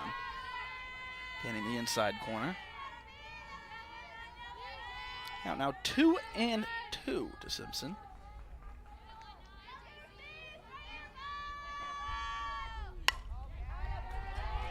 That one pulled foul.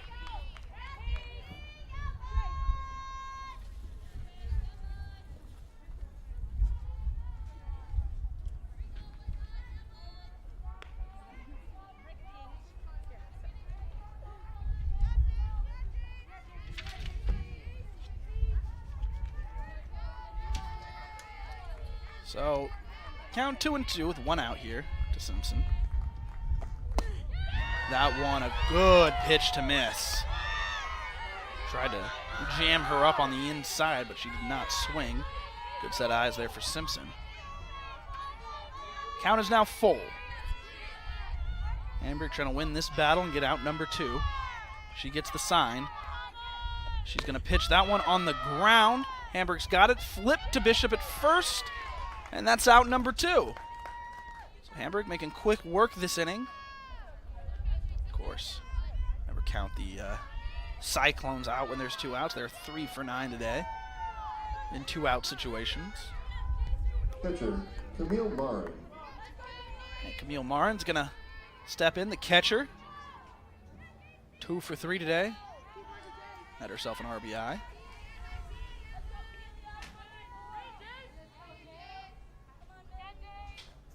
She digs in for the Cyclones. First pitch to her. Down around the ankles, ball 1.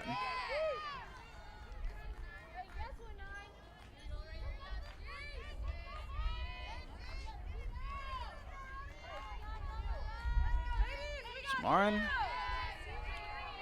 2 for 3 today. Grounded out in the second, and then again in the second, a single with that RBI. That pitch to her is in there for strike number 1. And then in the fourth, had a single. Catcher for the Cyclones. Good offensive day. A couple of singles and an RBI.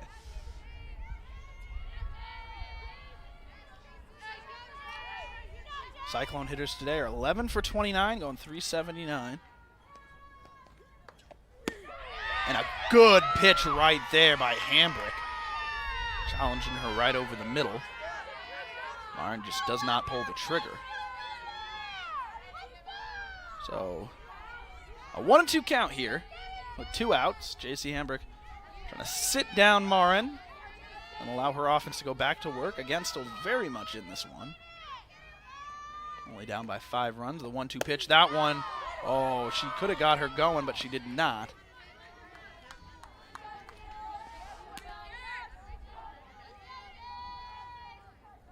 So 2-2 with 2 outs. And dare I say it, a 2-2-2 situation here. Triple 2s on the board as the pitch. That one rung her up. Sit down, a 1-2-3 inning for J.C. Hambrick. Good piece of pitching there. So a 1-2-3 inning for the Cyclones, and J.C. Hambrick responds with one of her own. Offense is going to go up to bat and try and respond. Bottom of the fifth inning coming up here on GCU TV.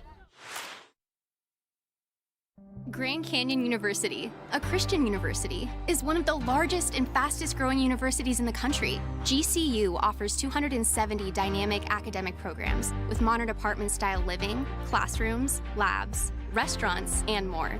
Located in beautiful Phoenix, Arizona, GCU's vibrant community and expansive campus is ranked top 20 for best college campuses in America. My university integrates the free market system with a welcoming Christian worldview perspective into its academic programs and throughout campus life, so you can put your faith into action and help transform communities. GCU campus students received over $157 million in scholarships in 2020, and many students attend GCU for less than the cost of a state university. Visit gcu.edu/myoffer to see the scholarships you qualify for.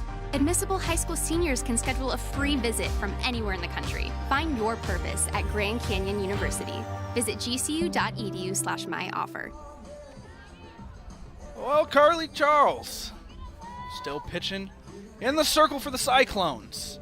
She's gone 2 innings, only given up 1 hit and struck out 1, facing 7 batters so far. But she's going to have to go through Lily Bishop, Kaylee Dietrich, The first baseman, number and 27, Araceli Pescaria. Lily Bishop. So the 7, 8, and 9 batters here, bottom of the order for GCU. Lily Bishop up to bat. She's 1 for 2 today. Or excuse me, 0 for 1 today. Hit by a pitch back in the first and then grounded out to third base in the second. First pitch she sees is a strike.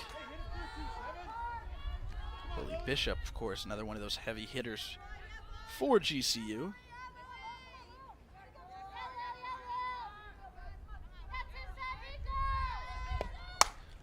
Smacks that one, got all of it. That one gonna go foul, but sent well over the wall, so but a home run power there for Lily Bishop, but just hooked it foul.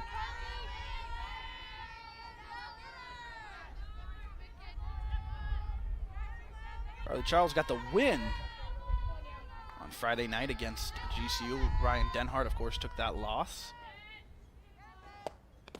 Oh, that one's going to plunk her, so that'll be... Oh, and they're going to say that one hit the bat. That one relatively close. Thought that one hit her. Bishop did too.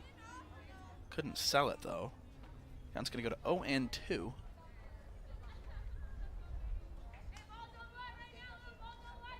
Yeah, that one looked like it hit the elbow, but they're going to say that it hit the bat.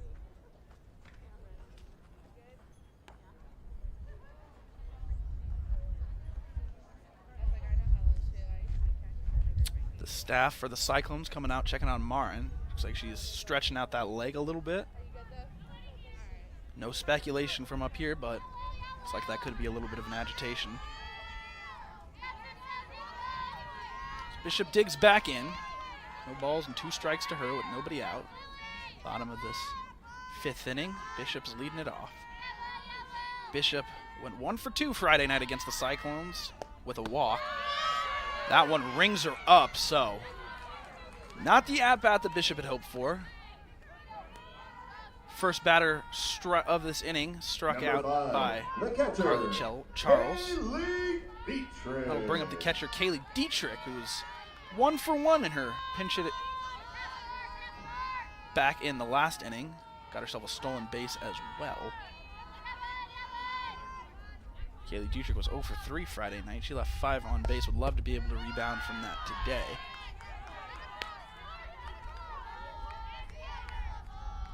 First pitch to her is in there for a ball.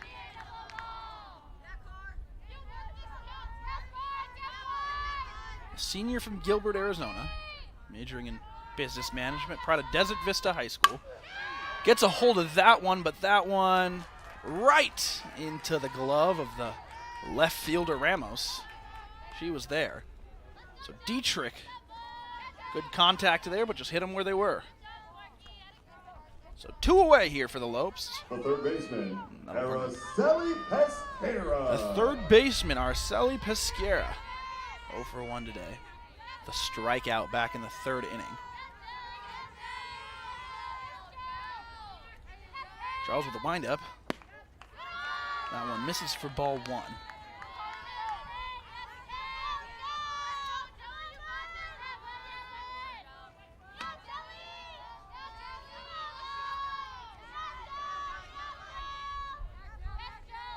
Charles, the 1-0 pitch. That one in the dirt. Count now 2-0. Sierra trying to do something here. A little 2-out rally. The Lopes are 1 for 5 today with 2 outs. 7 for 22 overall. 318 batting average for the team. That one foul. Strike 1. So count now 2-1.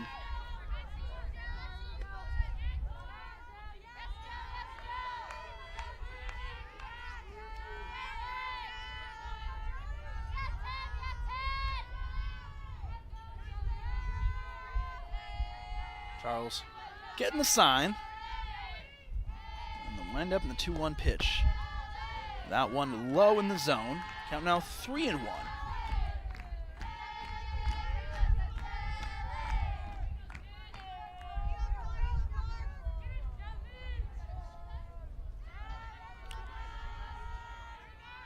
No 1 and 2 outs. The 3-1 pitch. That one fouled back and they go to strike 2.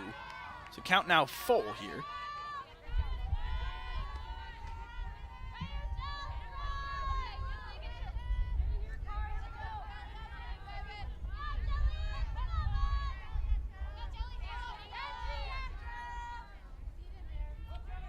Charles steps on the rubber.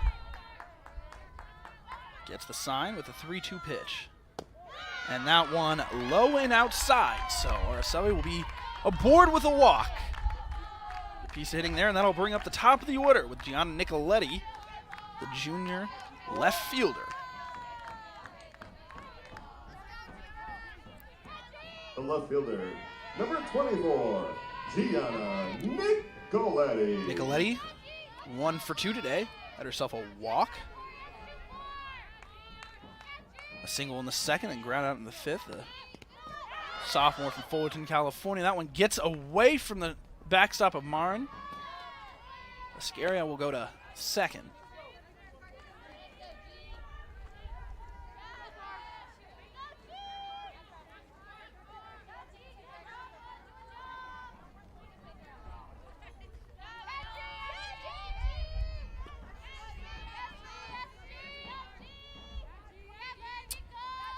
Pitch from Charles. That one on the ground. Shortstop Williams has it. Throw to first to Spellog, and that'll be in time to get the speedy Gianna Nicoletti.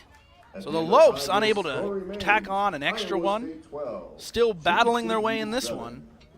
We'll see if J.C. Hambrick takes the circle. Let's go to the top of the 6th inning. More softball coming for you right here on GCU TV.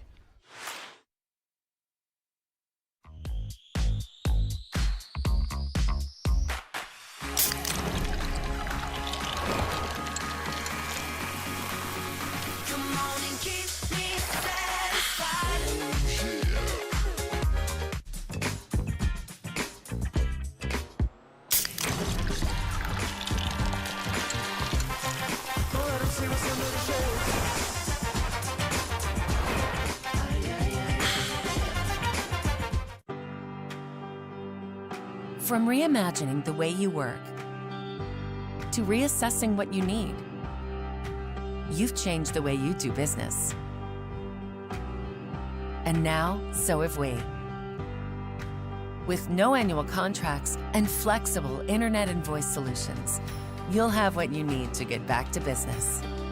Rethink, reconnect, reimagine. Switch to Cox Business today. J.C. Hambrick still in the circle to start the top of the 6th inning. Let's take a look at the upcoming schedule. Men's basketball takes on Utah Valley this week at 7 p.m. Women's soccer takes on New Mexico State the day after at 2 p.m. And that same day, men's soccer will take on Air Force at 7 p.m. So a lot of sports coming on this week. As always, especially this weekend, as always, you can check out all home games right here on GCU TV. That one popped up. Dietrich has it. Quick first out here for J.C. Hambrick. In the top of the 6th inning. That was Nelson, the center fielder, who popped up right there. Nelson's going to go 1 for 3 so far. And that'll bring up Ramos. Skylar Ramos, the outfielder from Ventura, California. Skylar Ramos. Senior. She's 1 for 2 today. Got herself a triple. RBI. Back in the 2nd. Grounded out in the third and then grounded out in the fourth. The first pitch to her. Jams her that one off the bat. Going to be quickly 0-1. So Hambrick pitching well so far through 3 1/3 inning, only giving up 3 hits, 1 run. Or 3 runs, excuse me. Only one of them earned. Striking out 2 and only giving up 1 walk. Faced 18 batters so far. That one in the dirt. As Ramos showed bunt but pulled back. So count now 1-1.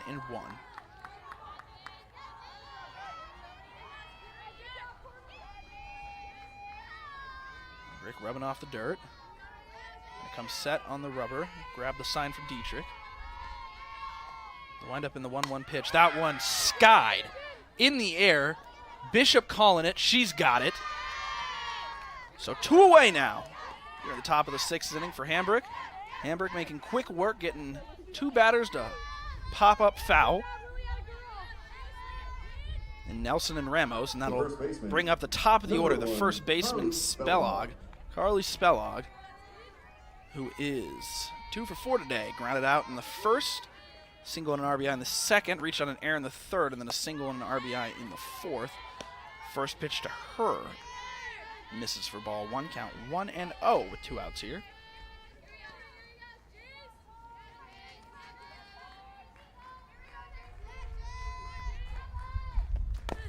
That one swung on. Looks like got a piece of it, but foul. Count 1-1 now.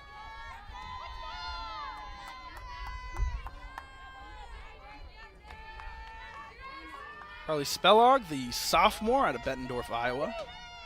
Pleasant Valley High School alumni, appeared in all 24 games last year for freshman season, made 23 starts at first base. Was Iowa's team leader in runs scored with 19, stolen bases with 14 on 14 attempts, and ranked number 2 on the team in base hits with 23. Also had a .319 batting average. So a good hitter in this young Cyclones team. The 1-2 pitch to her on the ground. Bukaj has it on the backhand. She's got to throw across the diamond, but not in time for Bishop. I went under the legs of Bishop. Kind of took a weird hop on her, but nonetheless, Spellog will stay at first. Counted as an infield single for Spellog. Taking that ball to the left side. Bukaj on the nice backhand there, not letting it go past her. Couldn't get her at first, but you got to say, credit where credit is due, keeping that ball in front of her, not letting it go into the outfield. That'll bring up Sammy Williams, the senior. She's 2 for 4 today. First pitch to Williams. Williams, of course, playing shortstop. Seen a couple great plays by her today. She grounded out in the first. Got a single in the second, a single and an RBI in the third, and then reached on an error in the fourth that resulted in an RBI. That one swung on and fouled back. Count now 1-1 to Williams.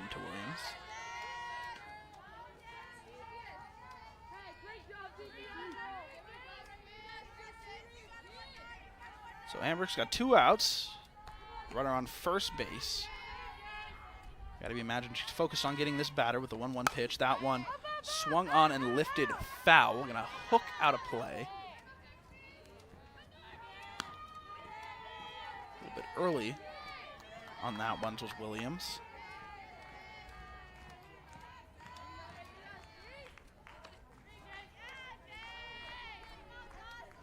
William digs back in. Hambrick waiting for Dietrich. Dietrich comes set, gives her the sign. Hambrick, the wind up and the pitch. And that one lifted into right field, but Dyer is there to make the catch. So, no runs scored this inning, no damage done. The Lopes still trail by 5, 12-7. They're going to get their ups at the bottom of the 6th inning. Let's see if they can respond here and bounce back. We'll have more softball for you at the bottom of the 6th inning. I'm personal injury attorney James Bergener. Accidents can happen. If something happens to you or your family, call me. My firm and I will take you by the hand and guide you through everything. You see, personal injuries are just that. They're personal. You're not a number. You're more than just a name. This is your life. At my firm, each case is professionally and personally tailored to you. So if you've been injured, I've got your back. Call me now for a free consultation. When life seems uncertain, there's one credit union that provides both dollars and cents. Copper State Credit Union. With solutions that focus on our members, you can take advantage of competitive rates, free cashback checking, and local attentive service. Uplifting our community is a standard we live by. That's why thousands of your Arizona neighbors rely on us. Strengthening Arizona families through financial empowerment. That's Copper State Credit Union. Kelly Charles still in the circle for the Iowa State Cyclones. Of course, she picked up that win Friday night. Brian Denhart got the loss. Denhart starting in this game, but being taken over for by Sydney Sahar, who was then replaced by J.C. Hambrick, of course. But the Lopes are going to get their at-bats here at the bottom of the 6th inning. Leading up the bottom of the Carly Charles is going to have to go through Dyer, Fifield, and Torville at the very least, the 2, 3, and 4 batters. But Tabitha Dyer, the left-handed hitter, playing in right field today, leading off things. She's 2 for 3 today. Singled in the first, reached on an error in the second, and then singled with an RBI in the third. First pitch to her. It's up for ball 1. It's count now 1-0 to Dyer.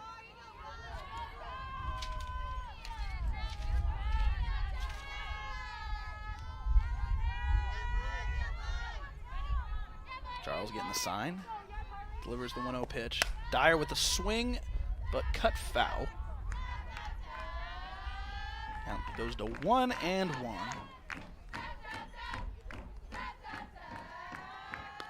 And GCU still very much in this game, but down to their final 6 outs. See if they can tack on 5. The pitch swung on and fouled back. Count now 1-2. A good healthy hack there by Dyer. Just swung under it a little bit. Able to get a piece. But again, count now 1-2.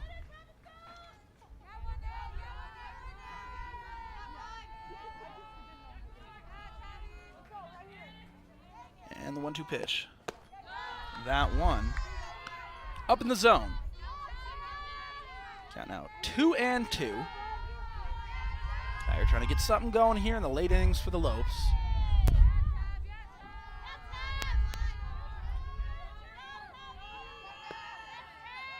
Charles with the pitch. She puts that one on the ground. That one is fair. Dyer's going to go to second. So a good pull there by Dyer.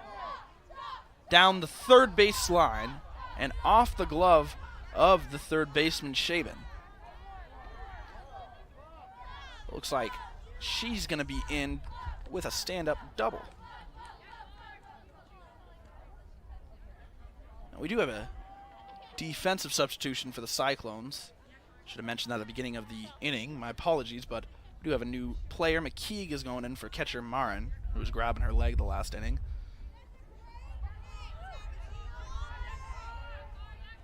Oh, and they're going to say that that one was foul, actually, for Dyer. She was in foul territory. Was Shaban when she tried to field that ball. So take away that double. Count 2-2. That one on the outside. Now full count. So what was a good looking hit. They're going to take away from her, but Dyer going to continue to battle here. She works the count full. So the 3-2 pitch, that one looped the opposite field foul.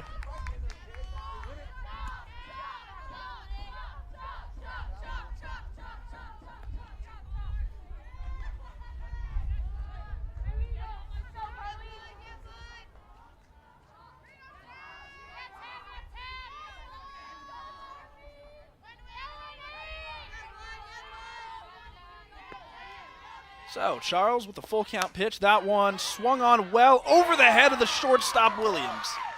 So the ball does not lie. They took away that hit from Dyer, and she comes back and gets it once again. Not a double, but that'll do.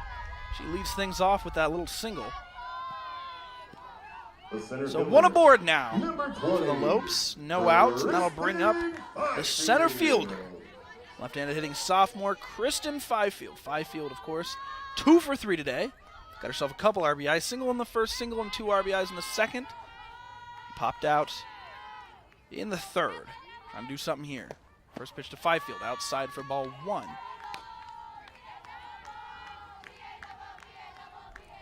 Fifield getting the sign. Stepping back in the box here.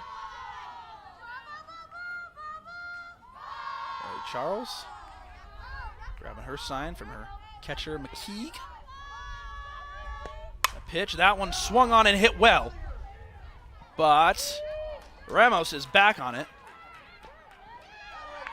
Dyer able to tag and take second.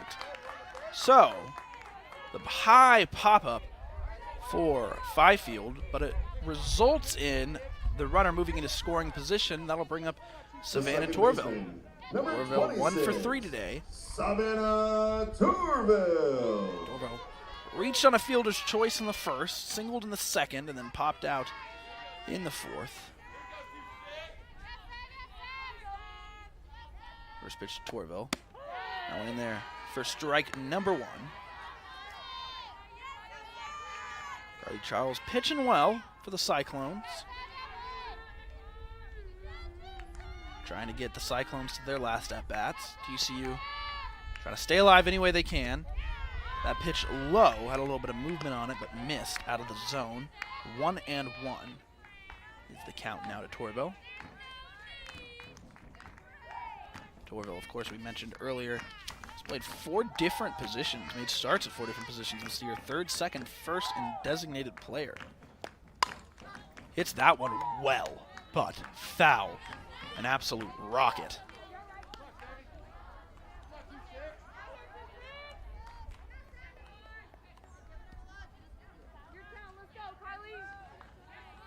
Umpire gonna get a new, fresh set of softballs. Torville will dig back in.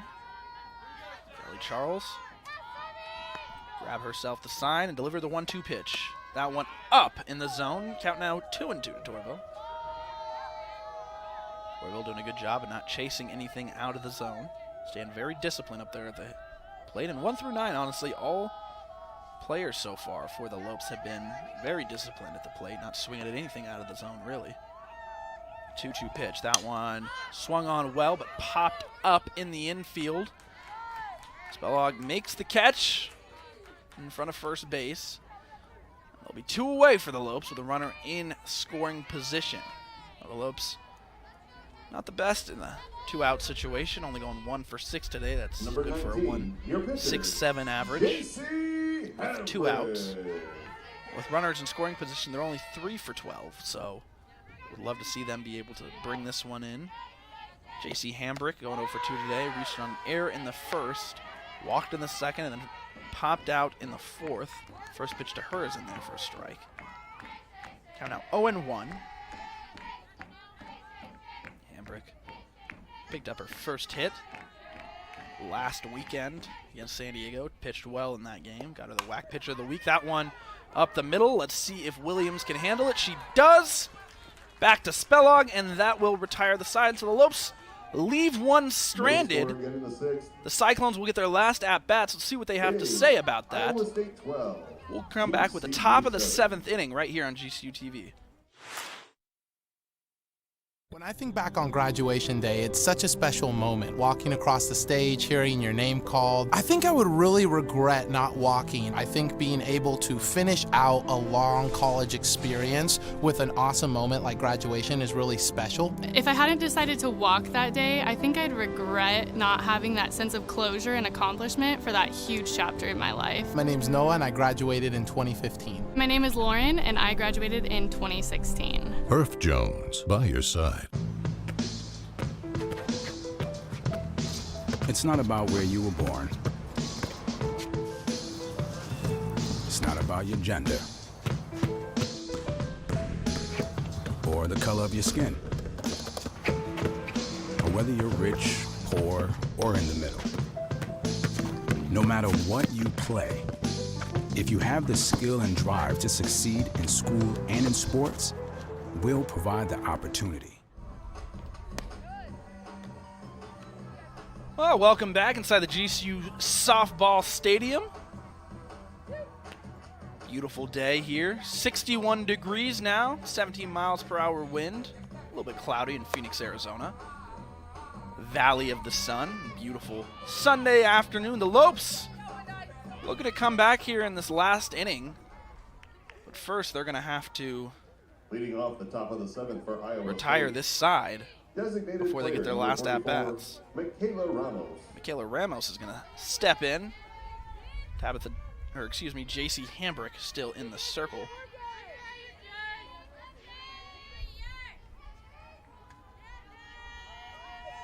Ramos 0 for 3 today. First pitch to her. Swung on well. That one going to be trouble right over the head of Savannah Torville at second. Ramos with no hesitation to second. And she's in there. Close play there. Very close play. But nonetheless, Ramos with the lead-off double.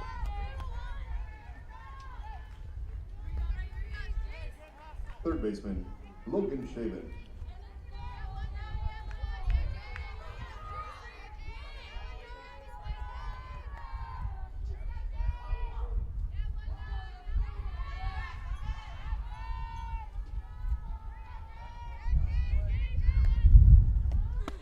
That one swung on and missed. Quickly strike one to the third baseman, Shaben. Shaben 0 for 4 today. Fouled out in the first, reached on an error in the second, fouled out in the third, and then struck out in the fourth. Lopes have had her number all game. Of course, Ramos on second there.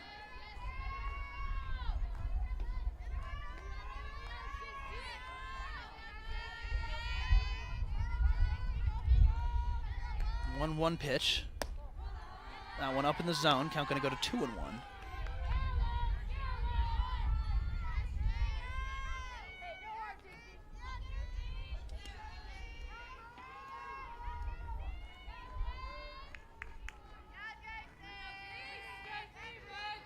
Hambrick waiting for the sign, and she gets it. She's going to deliver the 2-1 pitch. That one swung on and foul. Count's going to go to 2-2 here. No outs, a runner on second at the top of the 7th inning.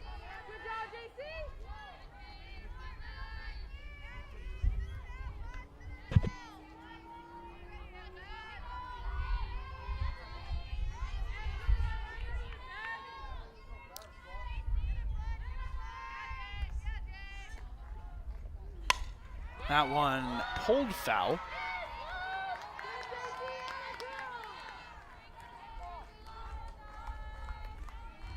So 2-2 count still. Hambrick still battling away, trying to retire this one. Men's baseball is playing right now over at the GCU Baseball Stadium.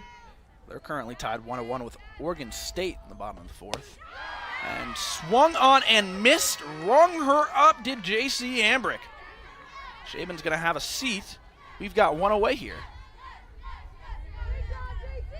Right fielder, Malaysia Ochoa.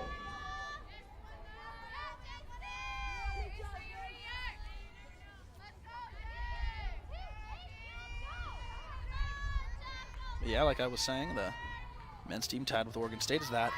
First pitch is in the dirt. Ramos is going to go to third off of that one.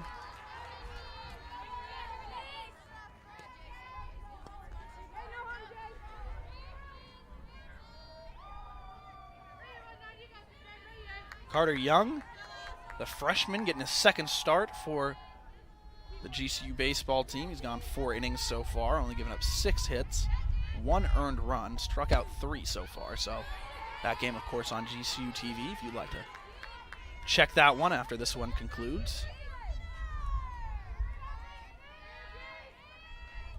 But nonetheless, a 1-0 count now to the right fielder Ochoa. Pitch to Ochoa, misses. Ball number 2. excuse me, ball number 3, going to be 3-0. 3 straight balls to Ochoa. Ochoa today 1 for 2, walked in the second. RBI single in the second, that long 9-spot inning. Hit by a pitch in the third and then grounded out in the fifth. That one in there for a strike, so count now 3-1. Hambrick trying to stay in this one. Keep her Lopes in this one. She does have a runner on third.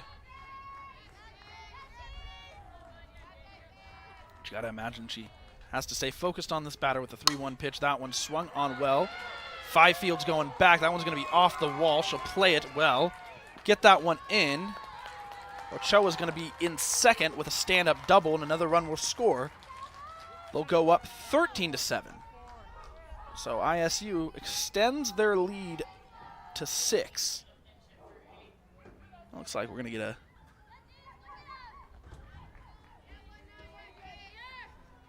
pinch hitter here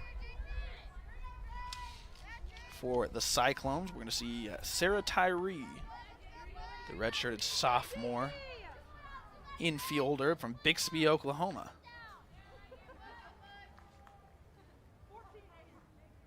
Getting her first at-bats in this game.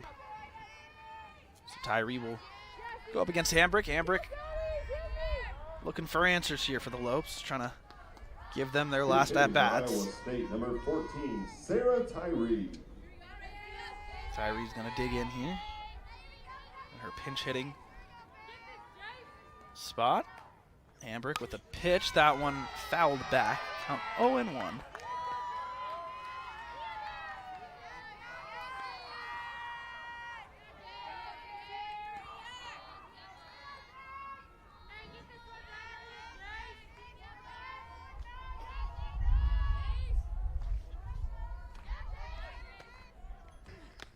The 0-1 pitch off the glove of Dietrich. Joe is going to go to third.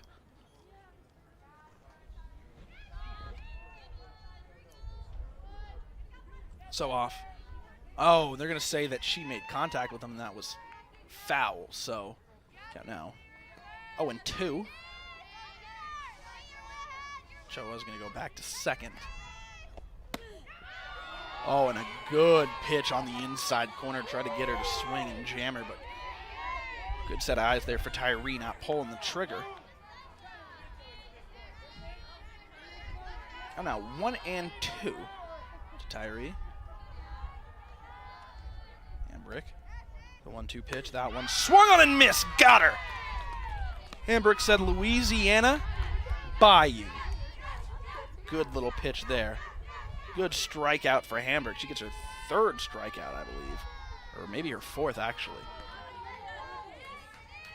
Yep, that's just her fourth strikeout for J.C. Hambrick. Number 26, the catcher, Jaden McKay. Yeah, I'll bring in the catcher, Jaden McKee, getting her first at-bat. Of course, she plays Marin, who went out with looks like some sort of a leg injury she was nursing. And that one in there for strike number 1. McKee, the right-handed hitting junior.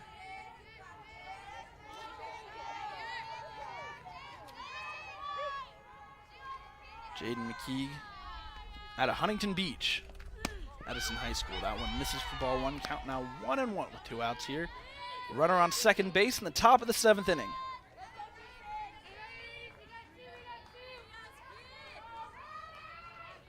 Digs in. Hambrick gets the sign, delivers the 1-1 pitch. That one low. Good job of Kaylee Dietrich keeping that in front of her. Count's going to go to 2-1.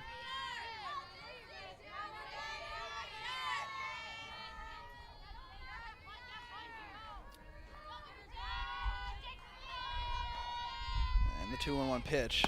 That one swung on and missed. Good looking pitch there. Challenger right over the plate. Got her to miss. Won that one. Did Hambrick. So 2-2. Keeg is showing bunt. See if she pulls back. She does. That one on the ground. Hambrick's got it. Flip to Bishop at first.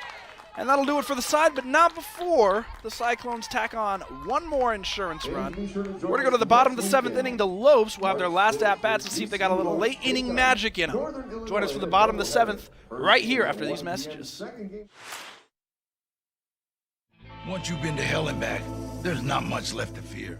When the boogeyman goes to sleep at night, he checks under his bed for me. Have you ever wondered who Waldo's hiding from? Me. Not even the Cougars of LA are enough to scare me. But if I get into an accident, I'm calling the boss, Sweet James. If you've been hurt, don't back down. Call Sweet James. From reimagining the way you work to reassessing what you need, you've changed the way you do business. And now, so have we. With no annual contracts and flexible internet and voice solutions, you'll have what you need to get back to business. Rethink, reconnect, reimagine. Switch to Cox Business today. Carly Charles here to finish this game for the Cyclones. Going to try to, at least. GCU, the Lopes, down to their final 3 outs here. Trying to make something happen. Late inning magic against ISU. Leading it off is going to be Angelique, Aguilar-Bucaj. Leading off for GCU, followed by Lily Bishop and then Kaylee Dietrich. So the 6th, 7th, and 8th hitters at the very least for the Lopes. Angelique leading things off. She is 0 for 2 today. Reaching on fielder's choice in the first. And that big sacrificed fly in the second, and then fouled out in the fourth. First pitch to her is a strike.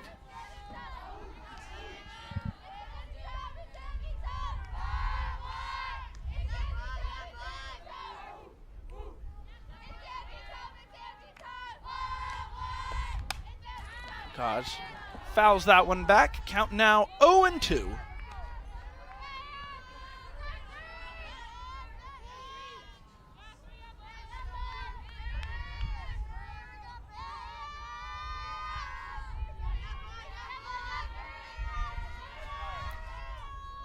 And the 0-2 pitch, that one misses. Oh, that's my correction. That one got her. So that one will ring her up. And Aguilar-Bucaj down on strike, so quickly 1 out here for Carly Charles. And that'll bring up Lily Bishop. Lily Bishop is, we're going to get a pinch hitter. A pinch hitter. That is going to be number 21, Caitlin Lavis, the freshman from Peoria, Arizona, out of Cactus High School. Number 21, Caitlin Lavis. Lavis is going to get her first at-bat in this ballgame.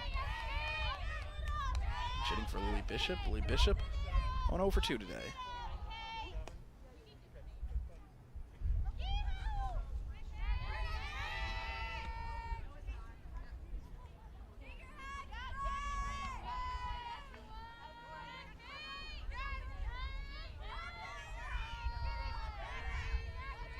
So, Charles getting the sign from the dugout, waiting on that one.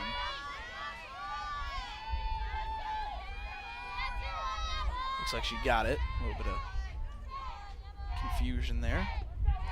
But she's going to deliver the first pitch to Lavis. Lavis watches that one for a ball.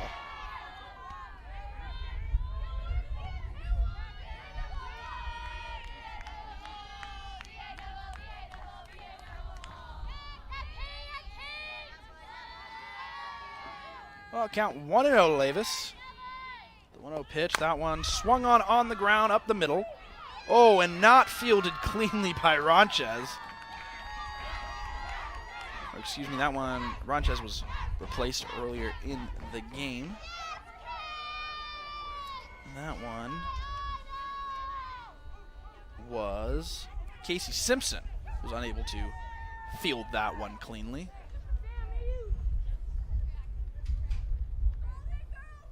So Simpson making that error at first base results in Lavis reaching first safely.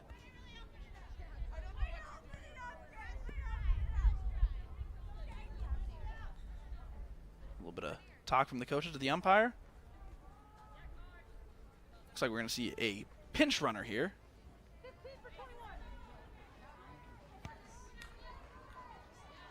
And it's going to be Christine Bellavia. Pinch runner for GCU. Pinch running, the junior first out of base, Parker, Colorado. Number 15. The transfer, Christine Bellavia. or excuse me, the senior from Tucson, Arizona. Now batting Arizona, number proud of 5, Canyon Del Oro High School. Dietrich. I'll bring up Kaylee Dietrich. 1 for 2 today with a stolen base. Had that single back in the 3rd. Flew out in the 5th.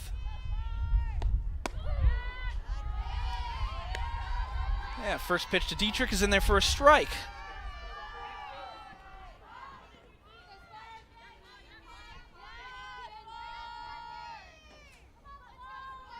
Dietrich chose bunt. Have to imagine she'll pull back. She does. That one swung on and fouled. Count quickly 0-2.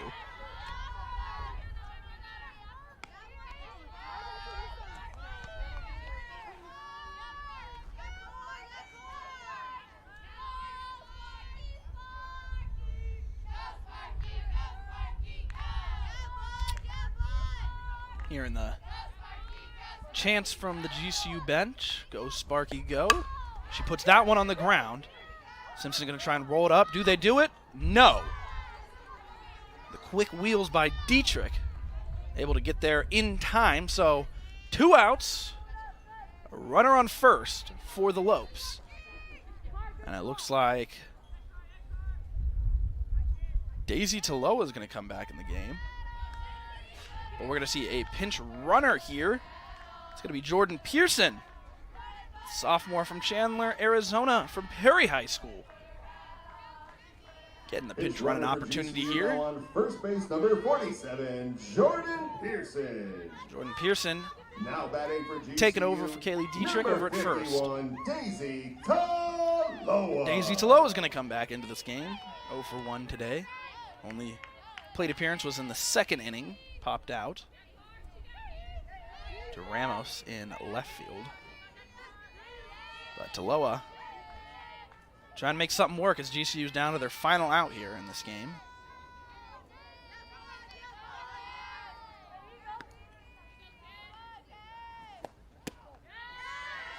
That one down around her ankles for ball number 1.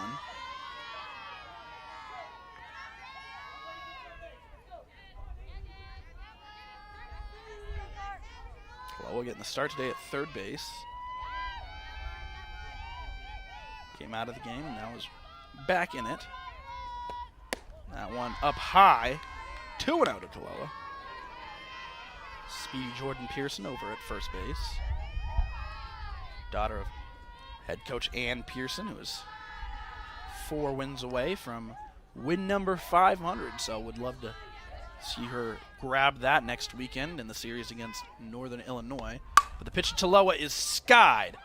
Up in the air to the warning track. The center fielder Nelson tracks it down. And that'll be the ball game, folks. That's all she wrote. Unfortunately, the Lopes fall to the Cyclones 13-7. Fans, we thank everyone from so the Lopes, not the way that they wanted to finish out this weekend. Their bats were hot in this game, but unfortunately, the Cyclones' bats were hotter. Let's take a look at our player of the game. For a doubleheader against Northern Illinois. Our player of the game, as always, presented by Copper State Credit Union, is going to be Tabitha Dyer. She went 3 for 4 today, collected 2 runs and 3 RBIs.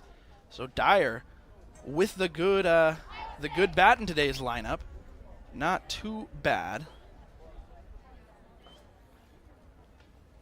Had a good game, did Dyer. So as we wrap this up, let's summarize this for you. Iowa State's going to get this victory, and they did it off 13 runs, 14 hits, and 3 errors, only left 9 on base. GCU, 7 runs with 9 hits, 4 errors. They left 8 on base. So GCU, a couple things to work on into this week as they take on Northern Illinois next weekend. Let's take a look at these game stats presented by Commonwealth Insurance. Again, 7 runs for GCU, 13 for Iowa State, 9 hits for GCU, 14 for Iowa State, 4 errors, 3 for Iowa State. 8 left on base, 9 for Iowa State. And look at that big number, the overall hitting percentage. GCU with 290 and Iowa State with a 359. So GCU, they hit well, but they were just out-hit in this game by Iowa State, the number 25 ranked Cyclones. Getting it done. Saya Swain's going to get the win. Ryan Denhart will get the loss. So we got a lot of a lot of softball next weekend with Northern Illinois, but we're going to wrap this up here, and that's just the way the cookie crumbles as Grand Canyon falls to Iowa State 7-13. So thank you for joining us today, this afternoon. Be sure to follow GCU on all social media, and as always, you can catch all GCU home games on GCU TV. For myself, Dominic Hitton, my amazing crew here at GCU TV, thank you for tuning in. Enjoy the rest of your Sunday, and as always, go Lopes.